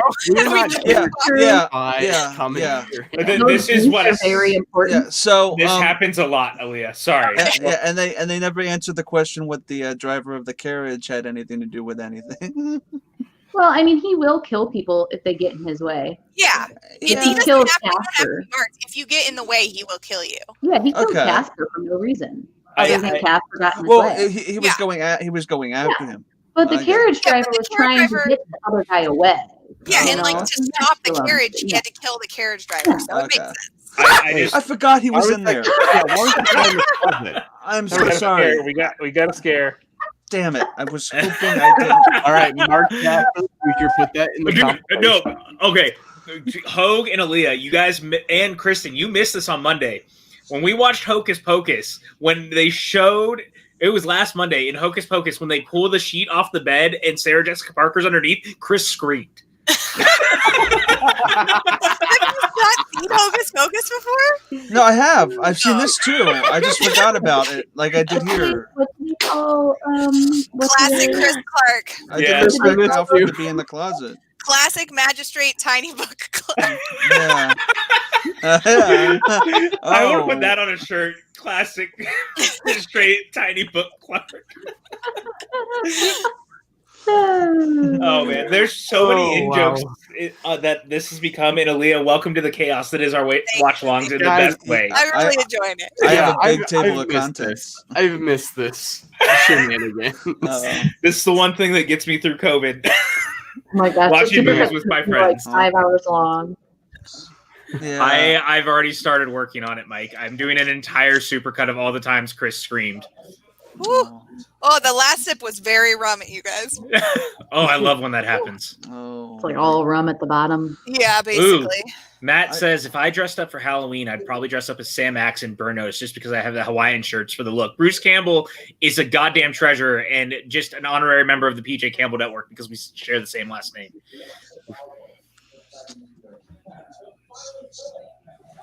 I just love how like this I don't know where I was going with that, but yeah. The set design is awesome. It's like orders. I think in 1700. Chris, I'll take that off. Of like we haven't talked much about the movie, but like it really is. This is such a good investigation movie. Yeah, it kind is. of like really good like mystery. And Ichabod Crane, this is like one of the scenes where he's like, here are all the clues. Here's me like seeing the history of the town. Here's me looking through the records and like seeing that the Headless Horseman has a genuine reason to like be pissed at people here. Like, and like all these characters we've seen so far should feel pretty scared because they suck. Yeah. And he's here as like the city kid to be like, you guys are stupid. Yeah. I feel like his hair looks a lot different in that scene. And I feel like maybe what happened was they filmed the rest of the movie and then they were like, this is too confusing. We need a like exposition scene where he explains it all. So then they went back and the wig was different because his hair looks so different in that scene than like any other scene. Yeah, it looked kind of like Robert Pattinson a little bit. But that's okay because like most reshoot scenes nowadays are just like, hey, we need to go to the mill that's across the street. No, I'm not complaining. I'm just saying, like, I always notice that I feel like his hair looks different in that scene. And that's like just a reason that I feel like maybe they were just like, we need more explanation so people aren't confused. I feel that would be odd because that's the last scene you see Michael Golf. So I don't know if maybe they had an alternate scene they shot with him, maybe. Yeah, I've watched pretty much everything Bruce Campbell's into. But it's also, this is probably the best Johnny Depp's hair has ever looked in a movie. Like, if I could, like, master the way he gets, like, little spikes to go above the bottom of his hair, I'm obsessed about it. It might be a wig because most people do wigs. It might be a wig. Oh God, it's a spider. But I feel like in most of the movie, like right now, I believe that that's like his real hair. Yeah. In that one scene that we just watched, I feel like it looks more like a wig. It's almost the Rooney, I feel like it's the Rooney Mara in Fan Four Stick, where every time there was a reshot scene, you could tell when it was a wig. That's the first time anyone's made a comparison between Fan Four Stick and Sleepy Hollow. PJ. Yeah, there you go. I was also probably the first person who I also compared it to Rambo earlier, so you know we're batting 1,000. You're also the first person who's mentioned Fan Four Stick in 4 years, so true. That's probably true. Anyone watch also that? One of the 2 people who still calls it that. I have to differentiate it. We are trying to get subscribers, Kristen. All right, this is for the kids and these like hot millennials. This scene is so creepy. I like that. I just love the way it's done. I love the fog of it all. Like everything about the way this plays out is just so cool. She kind of looks like the witch from Snow White. It's like a gliding movement, and that's like she's probably on that guys. They have like Voldemort in the first I love this. If they made this movie today, I could see Rob Pattinson or Dan Stevens. In I could see it. and I think both of those are brilliant. You guys, I love me some Dan Stevens. Yeah, let's get Dan Stevens and everything. Dan The Stevens Guest is amazing. Yeah, Kristen. This is. I mean, I like Dan Stevens because I think he's a badass. I know that. Yep. This is the sex scene that we needed, right, guys? This was what we needed, right? This was in particular. She's real creepy in this scene. There's not enough kissing. Oh my God, I remember. Pat, cover your eyes. You're too young to see. I remember when we watched this movie for the first time as a family, and my parents were like, "Cover your eyes, don't." This is just so weird and wrong, and Listen, guys, did you ever go to the woods, like, look out, have some sex, and have a knife, like, 2 feet away from you? No. I mean, it's not just because she's into it. Like, there's an actual reason. It's also it reminds me of all things. It reminds me of Phantasm, because at the beginning of Phantasm, there's people having sex in the graveyard, and then she pulls the knife out and kills the dude right there in the graveyard. That was kinky. Very good, Chris. Yeah. Tim, remember that graveyard sex scene on that one movie that we watched? I was just going to say, also in the movie Hack-O-Lantern, they have sex on a grave, and she literally, and her boyfriend's buried underneath him, and she literally grabs his hand while she's like banging some other guy. Holding his hand because she doesn't realize that it's a dead hand and not the guy that she's having sex with hand. Oh, it's pretty rough. Even though he has both of his hands on her ass at the time. Yeah. Thank you, Justin. Justin's out. We'll talk to you soon, my friend. Hi, Justin. You must be like really into it if you're going to put your hand 6 feet under. Damn. No, it's like sticking out. The hand is like sticking out. It's a poorly buried body, basically. Oh, okay. Interesting. Olga's no longer. I'll add that to the title sequence to next year's Scary Movie Squad. Yeah, please do. I would love if we did like a week of, or like a couple run of like just really bad ones. I really think we might do that next year. Hack-O-Lantern is pretty bad. I would recommend it. Because it's got a nice like 5-minute comedy. Yeah, there's like a stand-up comedy scene for no reason. That must be really so good with the horse. A snake belly dancer. This movie has such pretty horses in it. I love movies with pretty horses. Oh, it looks like she cut her hand. Like a movie, all the great follow up to look at the pretty horses. Hey guys, she cut her hand. Yeah, remember the scene that we watched? Her hand and head. She's like, don't judge my kink. Well, hey, you know, everyone's got something. She's like, would you like to look at it? This should have been Michelle Pfeiffer. I'm just saying. It probably could have been, but I mean, I think Rita Skeeter works really well too.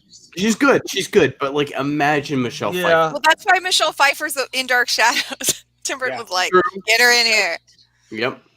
It really feels like Michelle Pfeiffer should probably be in this too, to be honest. Yeah, it would have been. I like Miranda Richards in this a lot. I mean, I do too. Michelle Pfeiffer too, but I think they were going for British actors, though. They were. They were going for the role is very similar to a Michelle Pfeiffer role, is all I'm saying. Yeah, I know, but I mean, Christina Ricci's not British, and Johnny Depp isn't British. Yeah, well, I think but she wanted they wanted all the old guard to be British actors because that's what Hammer used. Yeah. And it's even after a scene like that, we can look at this movie and still look at it and be like, man, what an artistic piece of filmmaking! Like this is still kind of a prestige, like. We're already into the third act. This movie goes by and I was going to say, this sequence is fucking Speaking bonkers. of artistic. Yeah. Really cool, why don't you just stick around and watch what happens, Bortus, you dumbass? Did this movie win any Oscars, like costume design? Like, I don't think so. Because this is sad when she dies. It did. I want all the costumes. Chris? I think that it really deserved it. I'm pretty sure there's not a single person who is into dresses that loves this movie that doesn't think the dress at the end of this movie is like the greatest dress of all time. Yes. It's the greatest dress of all time. This sequence in the church is amazing. Yeah. I love dresses. For anyone who's watching this for the first time right now, I hope you love this scene as much as I've loved this scene since the first time I saw the movie. Oh, it's great. I don't want to take anything away from this. I know that Chris's favorite kill was the one where his head spun, but I think this is my favorite. This is my second favorite one. This is my second favorite one. It's so good. I might use this for next. I might with this kill. You know. Okay. I might use this kill for the next year's Scary Movie Squad intro. Was this kill like one of the only non-decapitations? He still does. There still is one. He still does do it at the end. But he's dead first. No, he's not dead. He's not dead. Nope. Guys, you'll watch. You'll see. This is my only platform to say this, and I need to get this out. Like, this is the only moment this is a remake of the 1988 version of The Blob, which is one of my favorite movies, okay? The scene is very much like the town hall scene in that movie, okay? And there's a lot of artistic integrity in that scene, and it's very well represented in Sleepy Hollow by Tim Burton, which is this movie that we're currently watching at this current moment. And I'm just saying, this death scene you're talking about is very reminiscent of The Blob from 1988, okay? With the bookcase? That was very passionate. Yeah. Are you talking about the bookcase really scene? emphasize what movie we were watching right now in case you didn't know. Yeah. You need a reminder. But also, there's 2 additional deaths. Yeah, that's true. Agreed, Mike. Colleen Atwood is the jam. Yeah. She's the costume designer for Dark Shadows too, and that has really good costume. This is a great sequence right here. What happens? I love that background with the cemetery and stuff too. Yeah. That's great. Cool. It's gorgeous. Hey, Chris, as soon as this part is over, can you check the private chat for me real quick? Or if you get a chance, could you look at it? Hits him in the head with a... There's a private chat? It's so secret. I do not, PJ. I wasn't sure. Yeah. I wasn't sure. That's why I was asking. Tomorrow I might. Yeah. All right. Oh, Michael Gambon is amazing. We haven't talked much about his performance, but he's phenomenal. He's genuinely great in this movie. Like, as an asshole. Like, a genuinely, prick of a guy. I mean, Dumbledore's kind of an asshole, too. So, guys, do you like steak? Yeah, but in, that... Yeah, I love steaks. Do you like steaks? I mean, like steaks. Kind of a terrible asshole sometimes. Yeah. Like, when he's like, Chris, this is exactly how many points you need to beat Slytherin. Yeah. But this is such a fun... Watch this, Kristen. Watch, though. This is such a horrible way to die. I want a steak. Chris. Hatton Chris's steaks. We stab people and sell them steaks. Let's do it. You know what? Mistakes were made. Yeah, he's still alive. Mistakes were made. I guess I always thought he was dead before he might as well have been though. Basically. I mean, there's no way he would have survived a stake through his chest. Yeah, but at least it was an Outback steak because it happened Outback. What's that? Yeah, I don't know why I said it like that. And they're dead too. Mistakes were made, yeah. What's the movie? Timmy Failure, Mistakes Were Made. That movie's really good. We need some A1 in this house.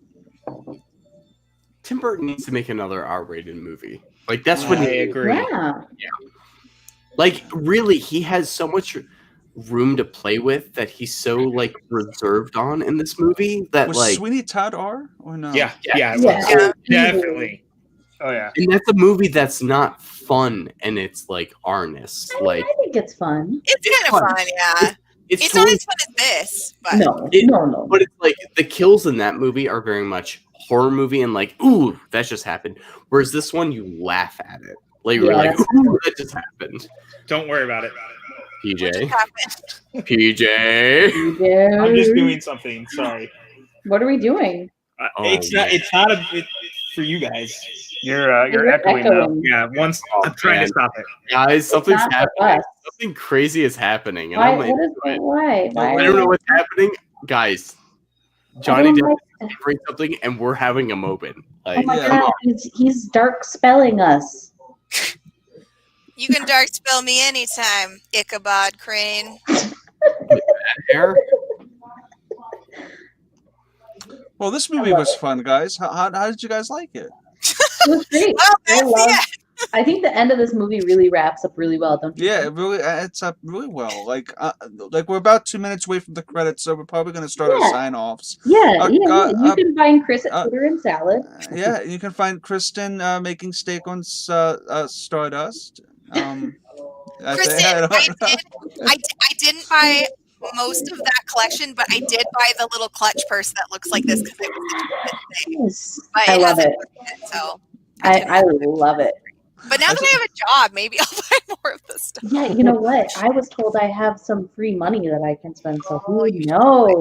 That I think the site has Afterpay, so you don't even have to buy it all at once. You can make payments. Oh, guys, if you're watching along, there's 20 minutes left. Sorry. Yeah, still going. Don't be fooled by the hygiene. Listen to anything Magistrate Tiny Book Clark says. Listen, Chris is here to sell you some propaganda. I'm here to tell you the truth, and that truth is we got about 19 minutes left in this movie. I do wonder though why the window has that thing on it. What thing? That little bulb. The little kind of melted part. That's just like how old-fashioned glass was. Oh, okay. But it's like an imperfection of how it was made, probably. I'm guessing. Yeah, that's right? what I mean. It's like back in the day, they couldn't make perfectly clear glass, really. Yeah. So you often see those kinds of imperfections. Yeah, I just want to say it's like classic to the time period. Had he not seen that.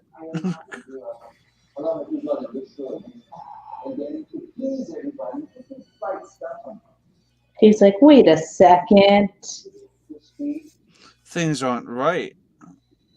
Wait a second. Wait a minute. Hold the phone. He goofed it. Listen, I feel pretty suspicious about this whole situation. Why don't we get a little goofy here? Ichabod Crane runs back.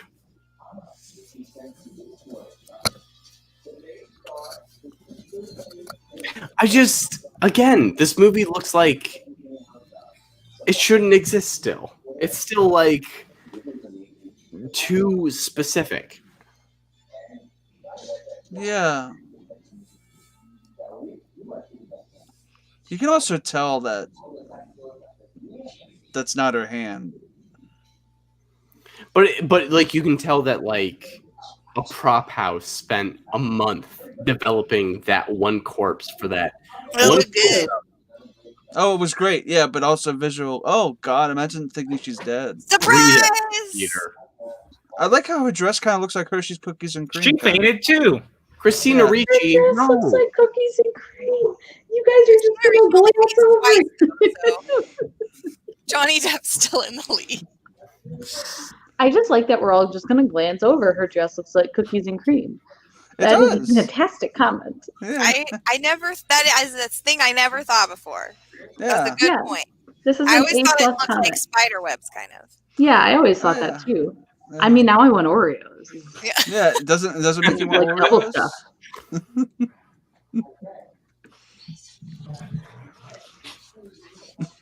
It's so funny how her wickedness just comes out of nowhere. Yeah, I wish I had a windmill lab. It sounds like a good place to scheme some things. Yeah. Yeah. It'd be for the windmill. What things do you need to scheme, Hope? This is the coolest. Yes. Oh my gosh. His intro from the tree. Yes. His rebirth out of the trees. Yeah. I didn't say it earlier. The heads that were in the tree that were the portal into hell. Those were cool. Prime. Mm-hmm. Prime rib. Eyes roll. You gotta keep that as your victim somewhere, so why not Put him in a tree. Also, the process of getting a head sculpt of that is really uncomfortable for the actor. They have to put things in their nose, and if you're claustrophobic, oh, she's dead. I forgot about that. And it takes hours on top of it. Sarah. Yeah, she's dead. Yeah, it caught me off guard. Yeah, it caught me off guard too. I love the tomato soup blood. It looks just really. Yeah, it looked like really Campbell's chicken noodle. Yeah, not chicken noodle. I mean, not chicken noodle. That would be just very interesting looking blood. You should really go to the doctor if your blood looks like chicken noodle soup.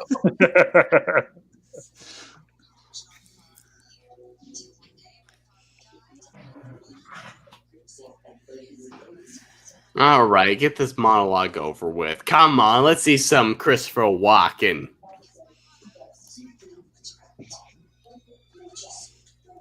it's funny because like Christopher Walken is the Horseman, but you only see his face in like 2 scenes in the whole movie. Right. That's a glorified cameo. So there's just like some other guy who's like the actual. Oh, it's not some other. It's not just some other guy. You know who that is? That's Darth Maul. Oh, yeah, it's Ray Park. It's But this movie also plays off the logic that it's like if Christopher Walken wasn't in movies, he'd probably be like a headless assassin, right? Like, you know, we all like assume that Christopher Walken is weird enough to like do this in his spare time. Also, she played her sister when she was a witch, so that was also another hint. That's true. But it's hard to tell, you know. Yeah, of course, yeah. But if you could, it's another hint, yeah.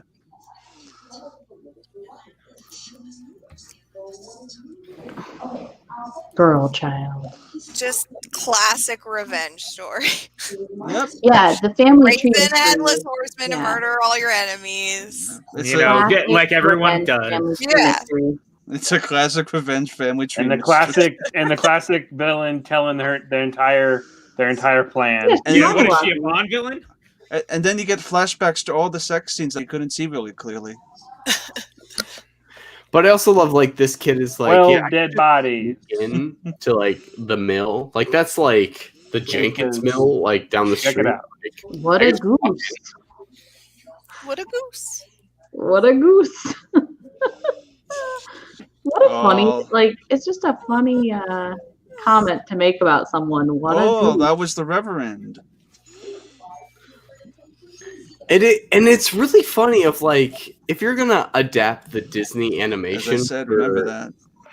Like Sleepy Hollow, like obviously the way to go about it is, you know, sexual intercourse and radar. Like this movie is crazy. Like how far it takes this idea that the only other version of this is like the Disney version that is pretty PG. And this witch just got decapitated. What the heck? I thought she died though. I've always understood she died when she was with him, but I guess not. I think I'm like just a little bit behind. Like maybe like a tiny. Yeah. Like you're like she just decapitated, and then like 10 seconds later she gets decapitated on my. Listen, you're fine. Setting up the suspense. That's how the horror goes. Here. It's not like I don't know what's gonna happen. Right. I thought you knew what happened in this movie. No, you've never seen this movie before. This is not one of his my first time. Someone's trying to say hi to you. That would be your Mabel. Cover. Maybelline, I love you. It's very stupid that she has the head right there. That's true. Watch your head. But also like grade A punetry. Yeah, it's great. Oh yeah. She's so pleased with herself too. Like she was like, I've been working on this pun for a long time. I've been saving this one up. I wrote this pun many years ago. That pun was her greatest revenge. Right. She's like, I know I'm going to get caught monologuing one of these days, and I'm going to use this one.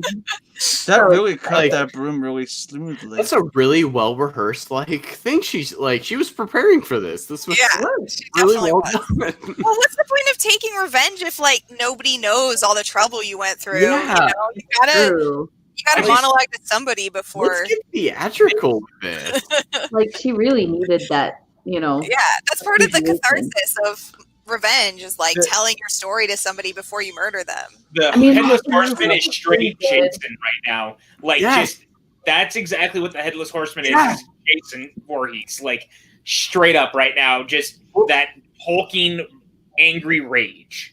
And that's one of those like Friday the 13th sequels of like we just like pointed Jason in a direction and you just started like tearing fools apart and like do that with Disney animated like Sleepy Hollow. Like here you go, kids.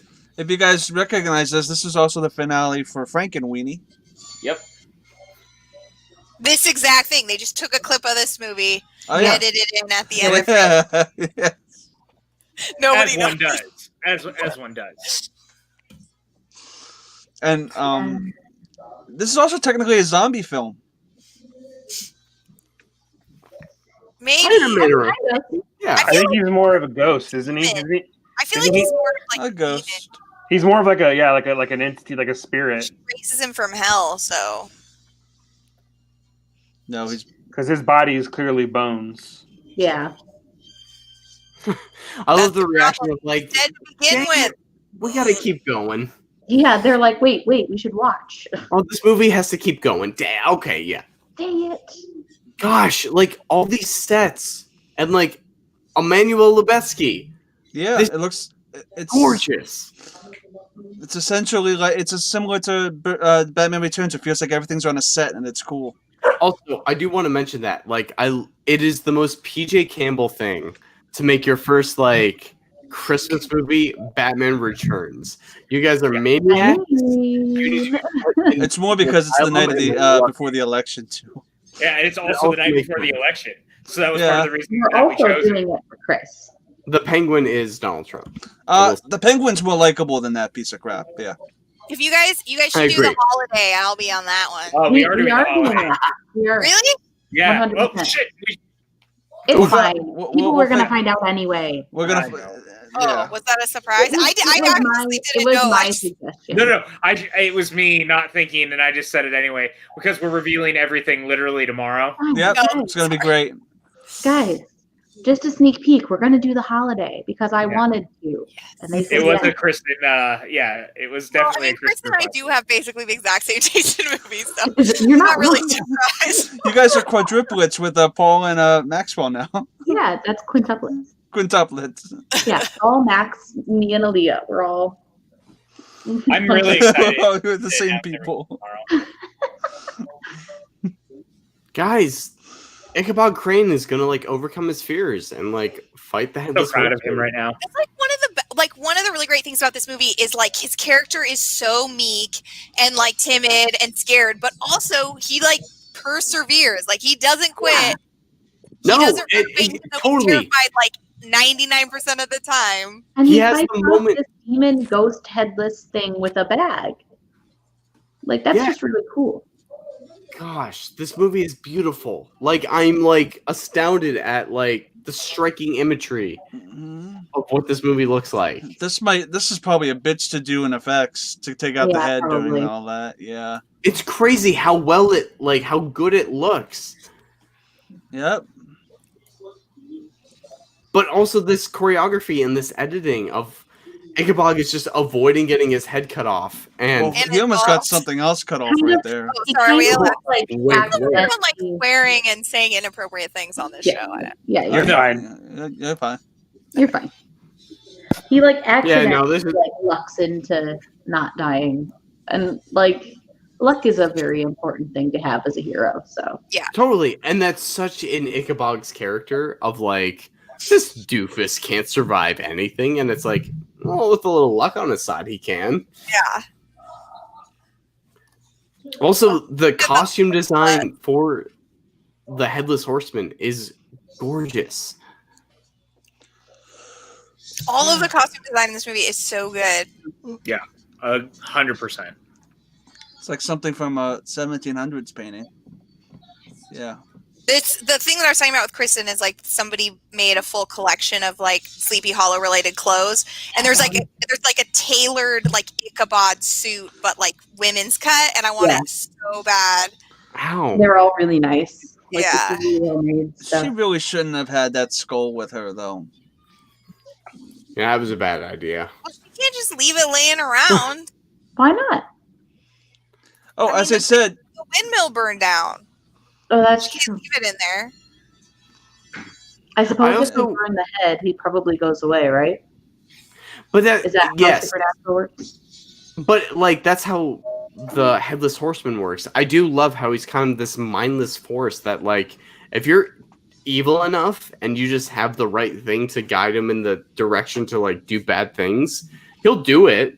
Yeah, he's But he doing just got all of caught. this because she stole his skull. Like, Totally. it's not because he wants to necessarily. I mean, he's not like a good dude, but it's not like he's doing it because he's like, I'm going to kill you all. It's just because she's like commanding him, basically. Totally. But it works within like this Salem witch trial sort of thing of like this was stupid. Of like you like anybody who held the skull had control over this evil. Oh, here we go. I love how we get this. There's a lot of good freeze frames here. I also love how she just keeps the skull in like a Crown Royal bag. Like the bag that she keeps in always just makes me think of that. Totally a Crown Royal bag. That's funny. I love how the skull with the tissue looks like Christopher Walken before like skin comes on his face. Does. Wow, this is insanely painful about the flesh coming upon my skull. The tiny book came into play. The tiny book. Chris came into play, guys. Yeah. There he is. There he is. Christopher Walken has ever. Oh, his eyes are like beating. Love it. He looks like he's gonna do something. I love that she steps in front of him. Like, don't worry, I will protect you. No, it's more like he puts her in front of him. Yeah, he's like, he like maneuvers her. He's like, honey, you got this, right? He hides behind her skirts. He acknowledges that they've saved him. He's like, okay, I'm just gonna hide back in. Like, he has this whole like heroic moment where he like takes him on, and then he's just like, nope, I'm good. And this is where it turns into a Valentine's Day film. Yeah, it's a true love story. What's the horse's name? I feel like his horse has a name, but I always forget what it is. Probably like Lucifer or something. Atreyu. No. Sam. Arpex. Cutie Pie. Herbert. You guys are just guessing names. Yeah, I don't know. I mean, I had Michelle a Pfeiffer. legitimate guess. Oh. Yeah, Kristen, yours was like he's like, what do you think? Actual Oh, it's Daredevil. Really? It is? Yeah. Oh. What a weird. The Headless Horseman's horse name is Daredevil. Ow, jeez. I guess okay, so I was kind of right because I did say it was like Satan, yeah, you said Lucifer. So like devil. That's what I was very devil, close. but then I was like, I don't think it's just devil. Yeah, I thought it was like devil related. I just couldn't think of like what it was. This effect is crazy to me. When he jumps into the tree. And then like her finger. It's like a reverse birth. Oh, it's so good. Oh. Yeah, and then like just her hand is so graceful. Ew. I take it she's still conscious and she's just buried alive in the tree. Chris, bad. I don't like that. I don't like that at all. Oh, here we go. That's a horrible way to die if that was the case. And he's going sucks. I guess she's stuck in the tree forever and dead. Oh, now I guess she finally found a place to lay down some roots. Yeah. Sheep, who's gonna die? No, the sun's out now, so you know everything's okay. And what a beautiful cloudy sky it is. See, the clouds are breaking. The sun is starting to come through. Still, those innocent people are dead. Not too innocent, but yeah. Well, you know. They were just greedy. He looks and Happy New Year, guys. Shockingly like Sweeney Todd. That dress is so good. This is a good dress. Looks like it's like a Beetlejuice dress. Beetlejuice dress, so yeah. Good. Happy New Year, guys. It is a really good dress. It's a good dress. Objectively, great dress. I might try. The collection has that dress too. I might buy that. It's like a shorter version, but not like full gown version. Aaliyah, you wore a corset for this. Like, you get very prepared. all points for this. Thank you. More than literally any of the rest. This is what I bring to a stream. I don't bring a lot of movie knowledge, but I bring outfits. I bring themed props. That's my contribution. Hey, you know what? I love it. That was so much fun. I had the best time rewatching Sleepy Hollow. I'm going to start with Kristen over in the corner. What did you think on our revisit? You know, I like this. I like this movie a lot. I have always really enjoyed this movie. I think that for the longest time, people kind of like really didn't appreciate what this movie was. And then like within the last, I feel like 8 years, people have just been like, yes, this is actually a very genius movie, and like really appreciated it. So I'm happy to know people who like it as much as I do. And I'm also very happy that I got to watch this with Leah, because somehow in all of our friendship, we have never watched this movie together. Aww. All right. Well, I think that's the most beautiful thing I've ever heard. And what about you, Chris Clark? Oh, this movie liked to touch me. It was really good. It was a great movie, and it like touched. It was really touching. It was really great to like I like how it was shot. I like how it was edited. I like how it was directed. It was fantastically cast. It took a. I just realized what I said earlier, and I was like, what? Yeah. It came off a little weird, but yeah, I know it's very eclectic. The atmosphere is awesome. The music is great. Yeah, and it's one of Tim Burton's absolute best, up there with Big Fish and Batman Returns, which we're going to watch on Monday. So I cannot wait. So this is just the perfect horror film, and it's fun to watch, and I want to watch it again. It's that rewatchable. So yeah. All right, and now my friend Tim Franco. I know you said it had been a bit since you had seen this. So what were your thoughts? No, yeah, it's a lot of fun. It's atmospheric, but also enjoyable to watch, and it's not like it doesn't drag or anything like that.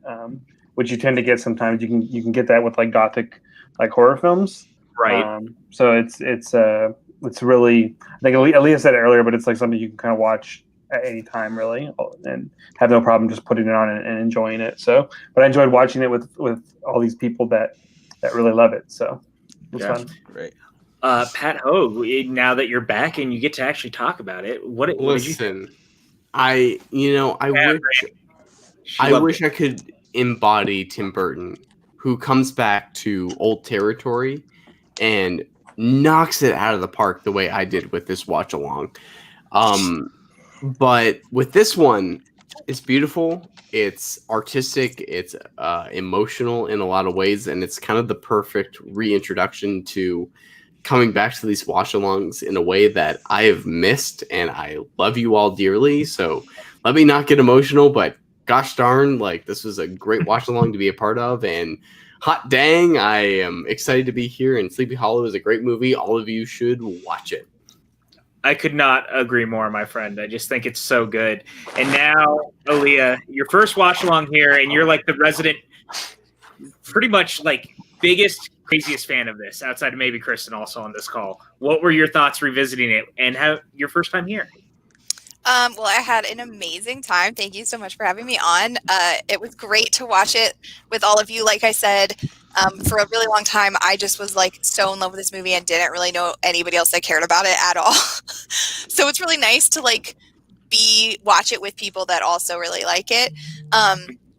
I watch this every year around Halloween. Honestly, I probably could watch it more, but I try to just wait and save it for Halloween. So, it's still a little bit special. It is literally in like my top 10 movies, not top 10 horror movies, just top 10 movies. Yeah. So I really like it. And, Stardew, that's so nice. Thank you. Yes, I will try and come back. Also, Stardew, you had said that would be an amazing quiz question, and I think if you meant the Daredevil thing, I agree, but like they weren't very happy the last time there was a Sleepy Hollow question, and I guarantee you like almost no one would probably know the answer. Like even I had to look it up because I couldn't remember. So I don't think that anyone would be very happy if they got that as they weren't happy with the Sleepy Hollow. Really? Wasn't Chris Karloff that got it?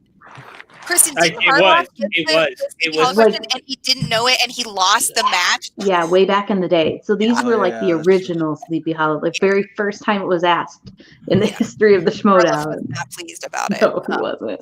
Well, he had a history with also challenging that it was a horror film, if you guys remember also. So he's come up against Sleepy Hollow a couple of times as far as that stuff is concerned. Get it together, Harloff. Yeah, man. Come on. But yeah, I've loved this movie, and I always will, and I always have. So that's what I have to say about it. And thank you so much for bringing me on this show. Yeah, of course. I'm really glad that you came on, and it's just been a little bit since I've seen you too, so it was fun to hang out with you and share it out with you and stuff. And since everyone's here, I'm just going to put this up to tease some of what's happening tomorrow. Someone said they wanted to know what the theme and opening to Merry Movie Squad might look like, and this is a rough cut that we had quite a little bit ago. So check it out.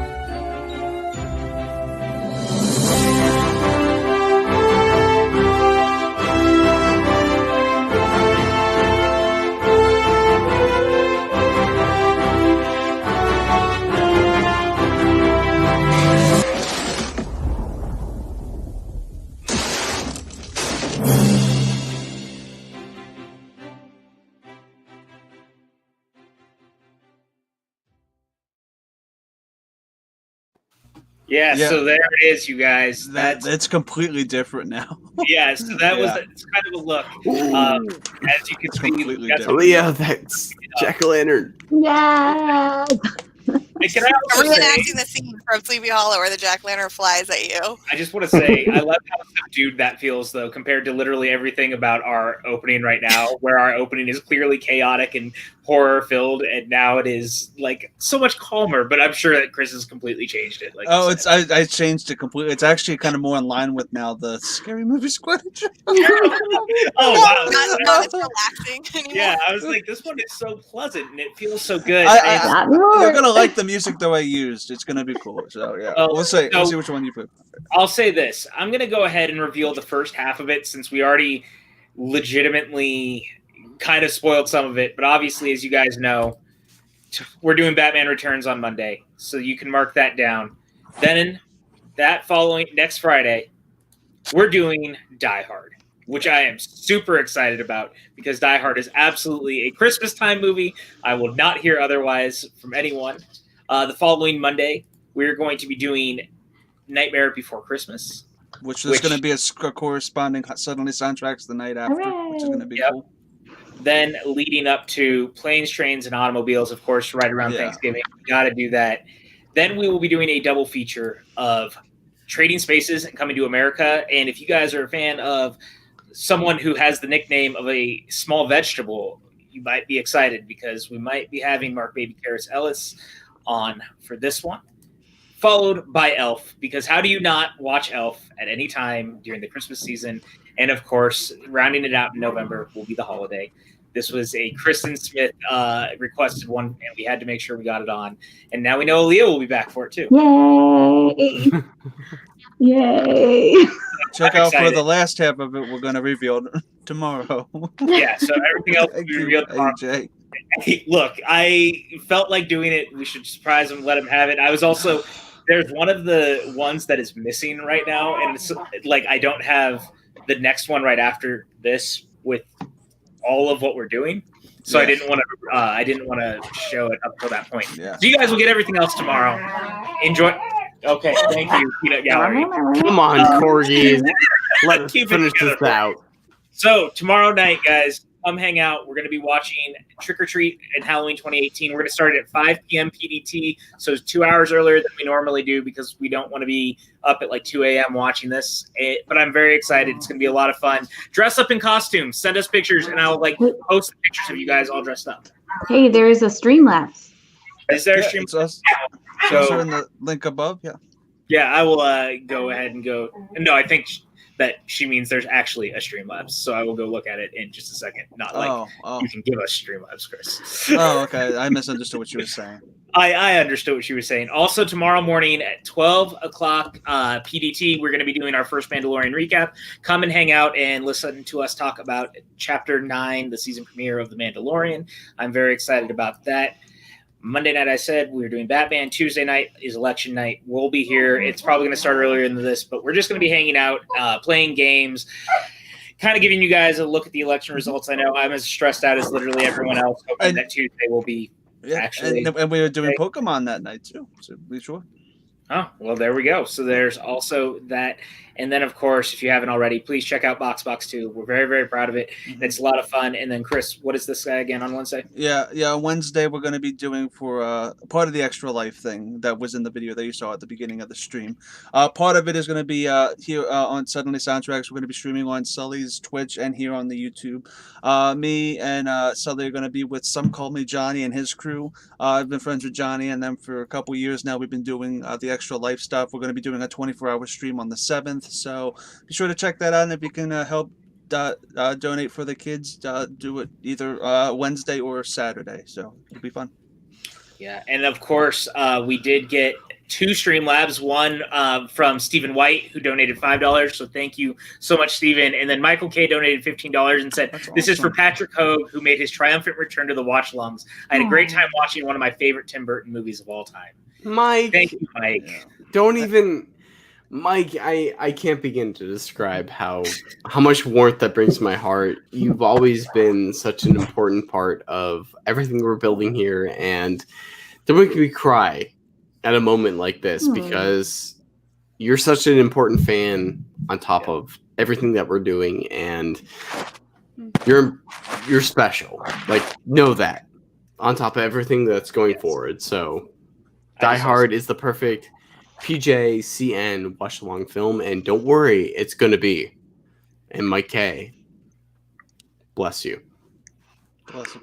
Well, that's where we're going to go ahead and wrap this up. Starting with you, Hogue, where can everyone find you online? Everyone can find me at Hogue.filmmaker or _filmmaker. Yeah, you know, I'm not good at social media or what any of that means, but Hogue_filmmaker on Instagram, Twitter. Follow me. Check out my latest short film, So, on Crypt TV's YouTube channel, or check out the latest film I acted in at Good Guy with a Gun on Alter. It's a great film. I really want you to check it out. But it was a great introduction back. I love Tim Burton. I love you guys. And this was an incredible moment to be here. So thank you. Just Google Young Pat and you can find him. That's true. And Aaliyah, where can everyone find you online? Oh gosh. Okay, on Twitter I am at YOAWLA.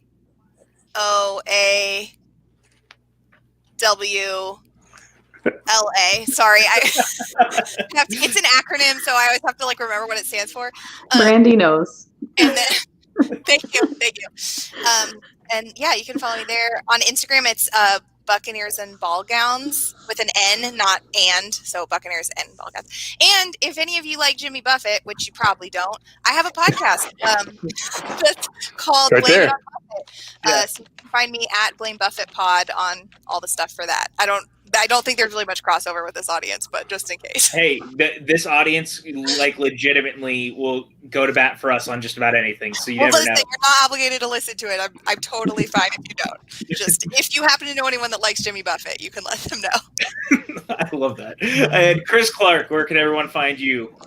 You can find me on Twitter and Instagram at ChrisClark8788. Those numbers mean nothing. And I also made an account on wellgoodfood.com just so I could get newsletters about salad, just so I could add that to my plug. No, I'm just kidding. But yeah, you can find me at ChrisClark8788. Bada bing, bada boom. And don't forget, get your Twitter and salad shirt at the PJ Campbell Network. I don't know what he's limited edition Twitter and salad so good.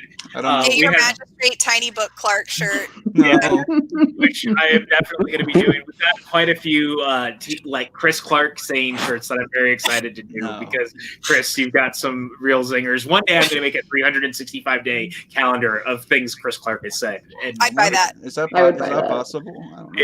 I mean, Chris, is it possible? Yes. If I could have everyone in the chat just give us a couple of what you've said, we would be there so quickly. It would even be fun. And Kristen, what about you? Yeah, there you can find me, right? This one, Smith_K10, the number, not the word, on Twitter, Instagram, and Stardust. I got a new follower the other day. I got one too, by the way. It was the same one. I was so curious as to how many followers on Stardust I had.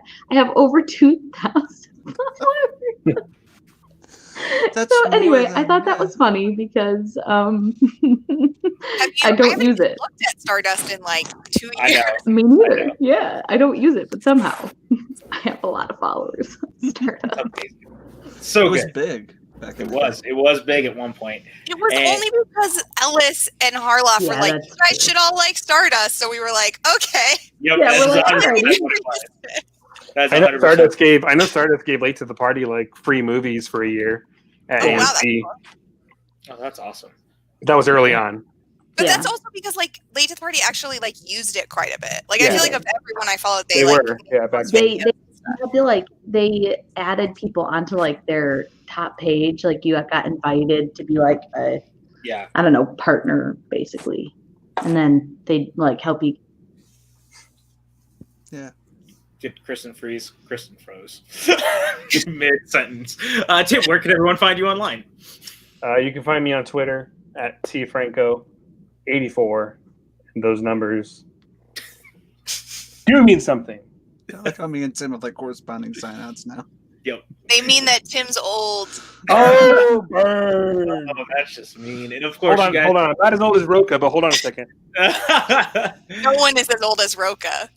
What? Oh, hi, welcome back, Kristen. You froze. We're glad. My internet just like decided that. Whenever I want to get a hold of Roka, I have to call him on a special phone. My internet freezes and then I come back with this. John, are you course, there? That's a good, you just, there's real props for that joke. I respect that. That was a good joke, actually. We're going to have to make sure that we send that to him later. And you guys can find me on Twitter and Instagram over at PJ_Campbell. You can find me at the Movie Trivia Schmodown, where I'm the head writer and I write questions. Please go watch the horror free-for-all that premiered at Skybound Expo today, because I love horror movies and I want to see anything more with horror in the Schmodown. And if you guys watch and respond and enjoy it, I'm hoping that that'll be something that we can do, because obviously we like horror movies here. And if you guys are here, like the video below, leave a comment if you will. And if you could, you guys just help us grow. And thank you so much, as always, for all of your support. You guys are so incredible. I don't know what we would do without you. Thank you for making the last 9 months even bearable, having to stay inside all the time and not seeing each other. So you guys are the best. And we will see you tomorrow night on Halloween, 5 p.m. We're going to be watching Trick or Treat Halloween 2018. We're going to be drunk. We're going to be in costumes. Send us your pictures in costumes. We'll share them with everyone else. Have a good night, guys.